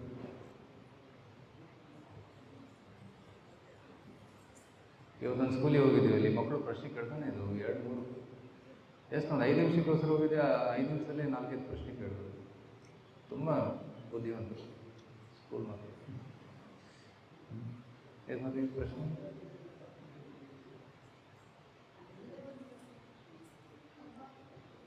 ಮೈಕ್ ಕೊಡ್ತೀರಾ?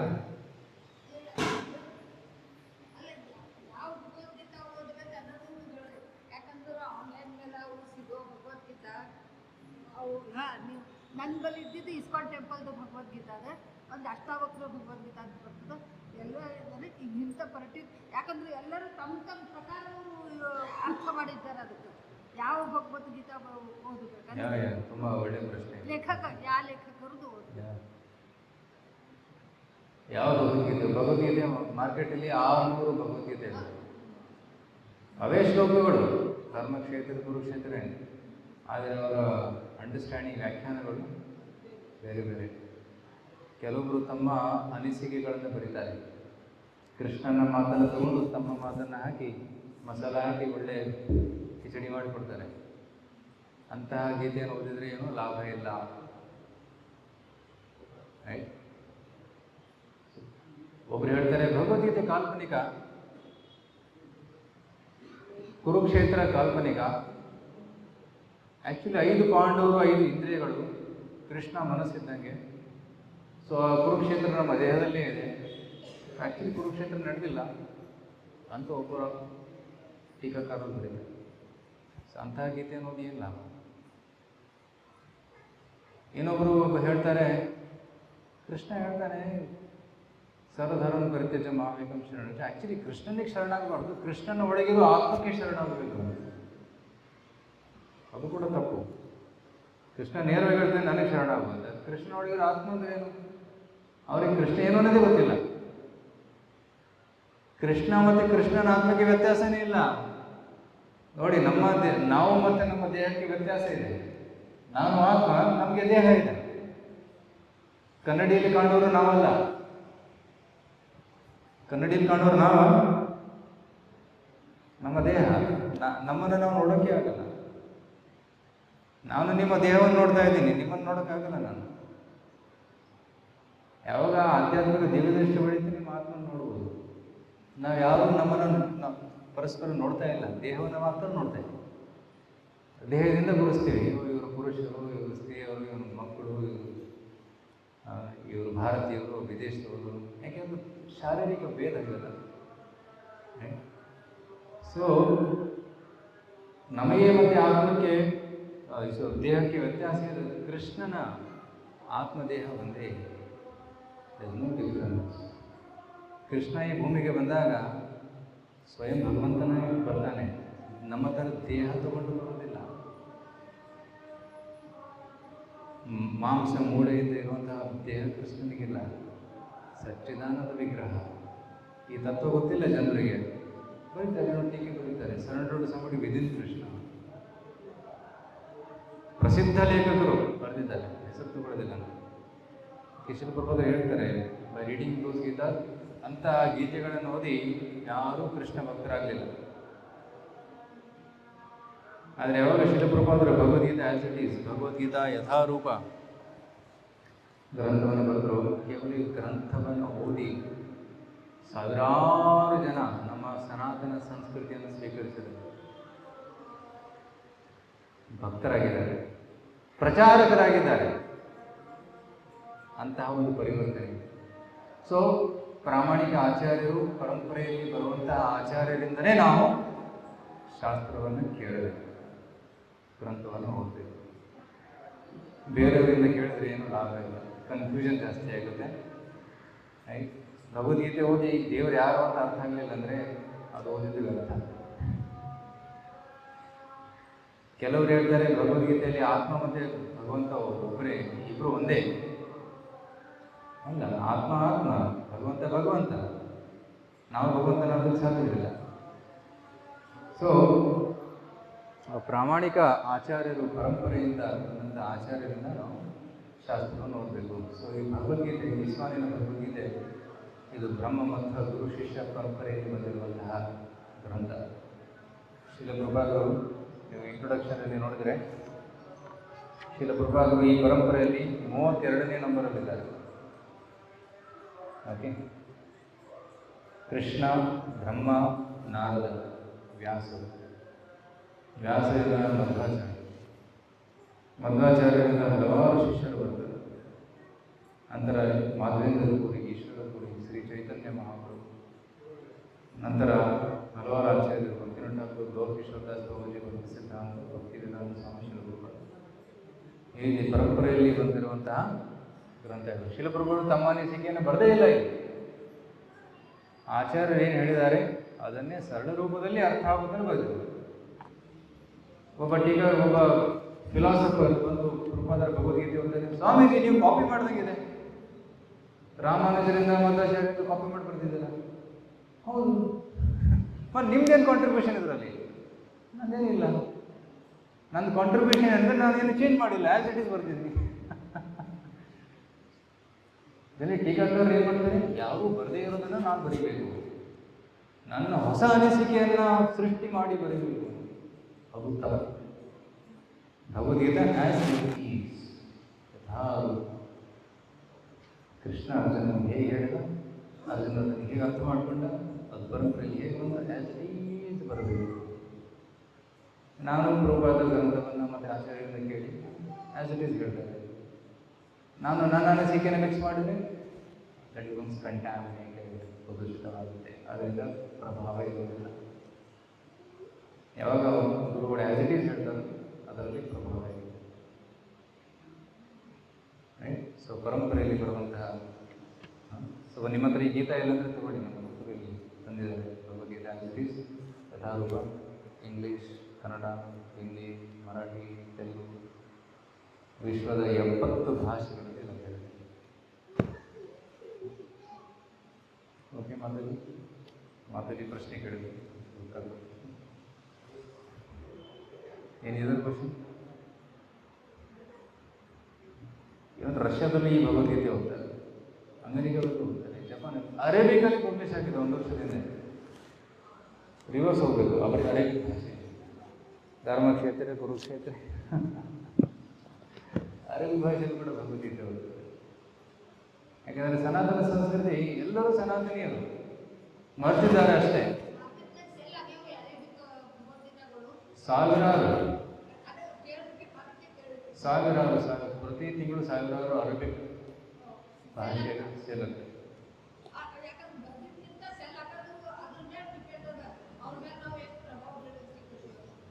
ಕರೆಕ್ಟ್. ಇವನ್ ಮಿಡಲ್ ಈಸ್ಟಲ್ಲಿ, ಯುರೋಪಿಯನ್ ಕಂಟ್ರೀಸಲ್ಲಿ ಅರೇಬಿಕ್ ಭಾಷೆಯಲ್ಲಿ ತುಂಬ ಹೋಗ್ತಾರೆ.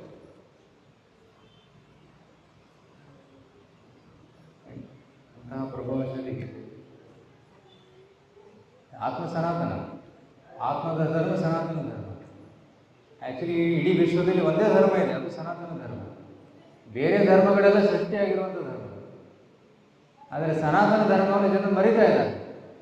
ಮತ್ತೆ ಪುನಃ ಸ್ಥಾಪನೆ ಮಾಡುವ ಕರ್ತವ್ಯ ನಮ್ಮೆಲ್ಲರೂ, ನಮ್ಮದಷ್ಟೇ ಅಲ್ಲ, ನಮ್ಮೆಲ್ಲರೂ ನಾವೆಲ್ಲರೂ ಮಾಡಬೇಕು. ಯಾರಿಗೆ ಎಷ್ಟಾಗುತ್ತೋ ಅಷ್ಟು ಪ್ರಯತ್ನ ಪಡಬೇಕು. ಸನಾತನ ಧರ್ಮವನ್ನು ವಿಚಾರ ಮಾಡಬೇಕು. Okay,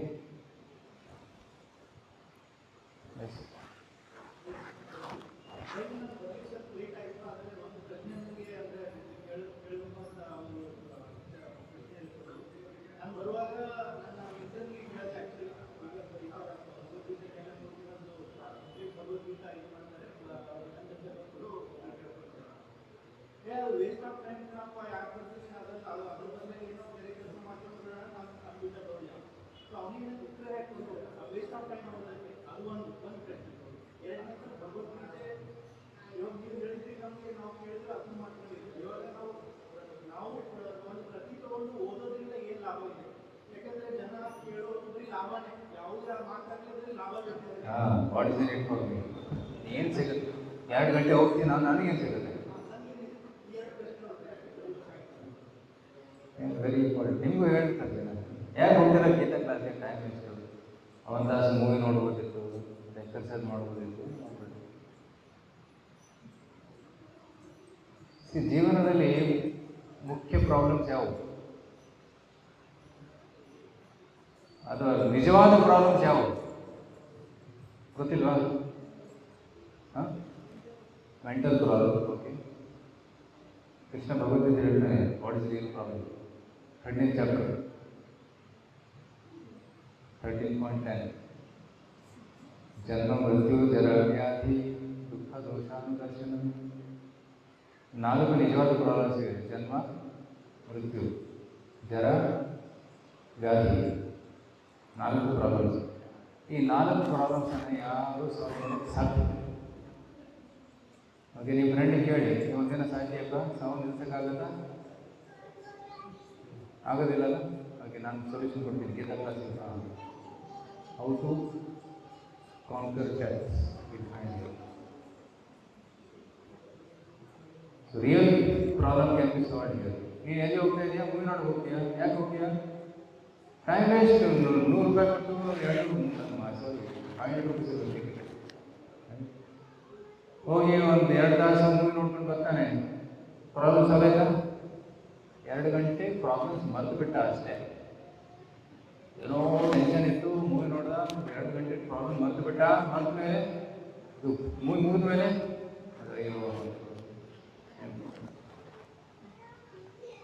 watching movies anaesthesia. ತುಂಬ ನೋವಾಗ್ತಿದೆ, ಸ್ವಲ್ಪ ಪೇನ್ ಕಿಲ್ಲರ್ ಕೊಡಿ. ಆಮೇಲೆ ಪೇನ್ ಕಿಲ್ಲರ್ ಬೇಕಲ್ಲ. ಮೂವಿ ನೋಡೋದು, ವಿಡಿಯೋ ಮಾಡೋದು ಎಲ್ಲ ಪೇನ್ ಕಿಲ್ಲರ್. ಪ್ರಾಬ್ಲಮ್ಸ್ ಅದು ಮಾಡೋದಿಲ್ಲ. Problems are temporary, it suppresses. ಕುಡಿಯೋದು, ಸಿಗರೇಟ್ ಸೇರೋದು ಅದೇ ಪೇನ್ ಕಿಲ್ಲರ್. ಜಿಂದಗಿ बहुत दुख है, बहुत दुख है, पी लो कड़ा कड़ा कड़ा हो जाए.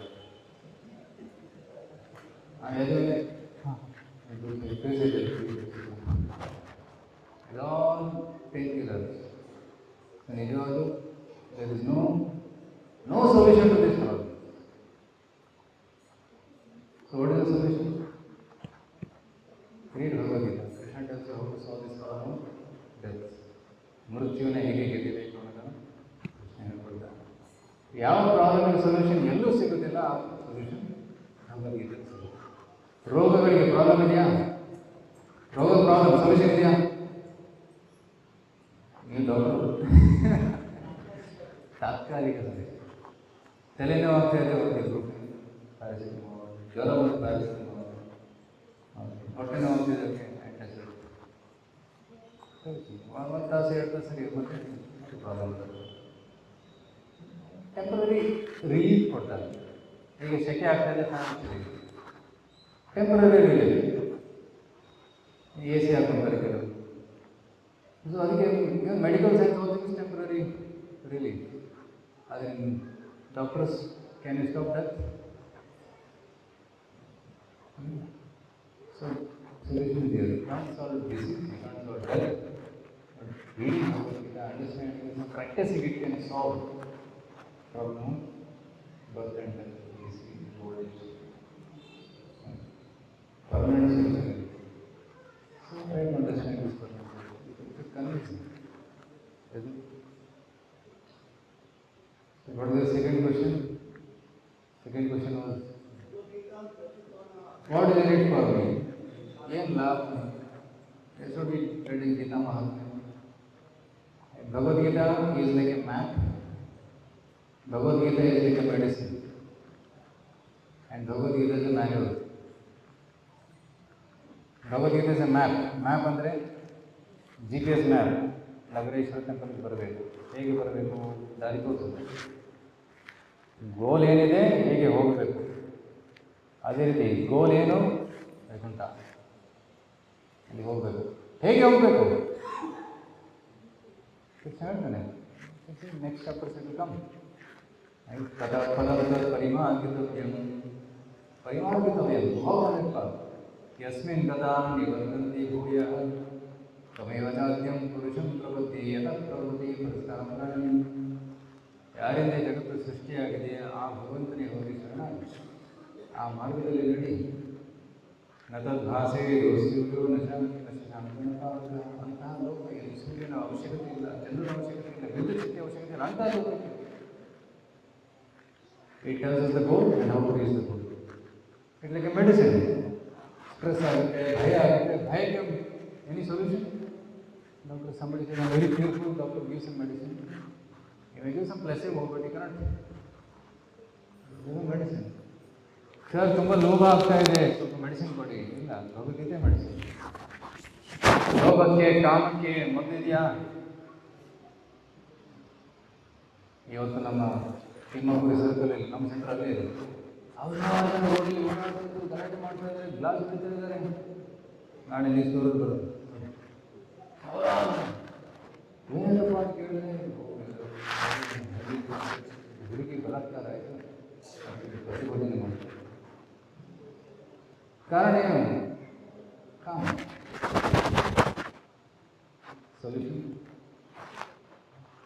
ಆಧ್ಯಾತ್ಮ. ಸೊ ಯಾವುದಕ್ಕೆ ಮತ್ತು ಎಲ್ಲೂ ಸಿಗೋದಿಲ್ಲ ಮತ್ತು ಇದು ಸಿಗುತ್ತೆ. Benefit Bhagavadgita. So this are some things. Bhagavadgita medicine, Bhagavadgita manual, ಕೈಪಿಡಿ. ಈಗ ನಾವು ಏನಾದರೂ ಒಂದು ವಸ್ತುವನ್ನು ತಗೊಂಡ್ರೆ ಅದರ ಜೊತೆ ಕೈಪಿಡಿ ಬರುತ್ತೆ, ಮೊಬೈಲು, ಲ್ಯಾಪ್ಟಾಪು, ಮ್ಯಾನ್ಯುವಲ್. ಮನುಷ್ಯ ಜೀವನಕ್ಕೆ ಮ್ಯಾನ್ಯುವಲ್ ಭಗವದ್ಗೀತೆ. ಮ್ಯಾನ್ಯುವಲ್ ನಾವು ಮೊದಲು ಓದಬೇಕು, ನಂತರ ಉಪಕರಣವನ್ನು ಬಳಸಬೇಕು. ಎಲ್ಲರೂ ಹಾಡೋದು ಚಾನ್ಸಸ್. ಕೆಲವರು ಹೇಳ್ತಾರೆ ಭಗವದ್ಗೀತೆನ 60 ವರ್ಷ ಆದ್ಮೇಲೆ ಓದಬೇಕಪ್ಪ. ನೀನು ಯಾಕೆ ಈಗ ಜೀವನ ಹಾಡು ಮಾಡ್ಕೊತಾ ಇದೆಯಾ, ಟೈಮ್ ವೇಸ್ಟ್ ಮಾಡ್ತಾ ಇದೆಯಾ?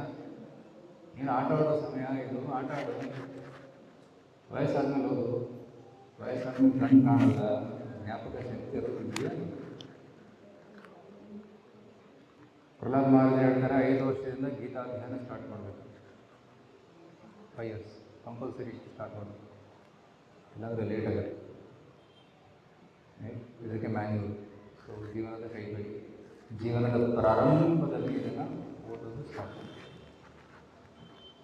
ಎಂಡಲ್ಲಿ ಓದಿದ್ರೆ ಪಶ್ಚಾತ್ತಾಪ ಒಂದು ಪಾಪ ಮಾಡಿದೆ, ನಾನು ಗೊತ್ತಿರಲಿಲ್ಲ, ನಾನು ಆತ್ಮ ಅಂತ ಗೊತ್ತಿರಲಿಲ್ಲ, ದೇಹಕ್ಕಾಗಿ ಎಷ್ಟೊಂದು ಮಾಡಿದೆ, ಈಗ ಗೊತ್ತಾಗ್ತಿದೆ ನಾನು ಈ ದೇಹ ಅಲ್ಲ, ನಾನು ಆತ್ಮ ಅಂತ. ಮೊದಲೇ ಗೊತ್ತಿದ್ರೆ ಎಷ್ಟು ಚೆನ್ನಾಗಿರ್ತದೆ.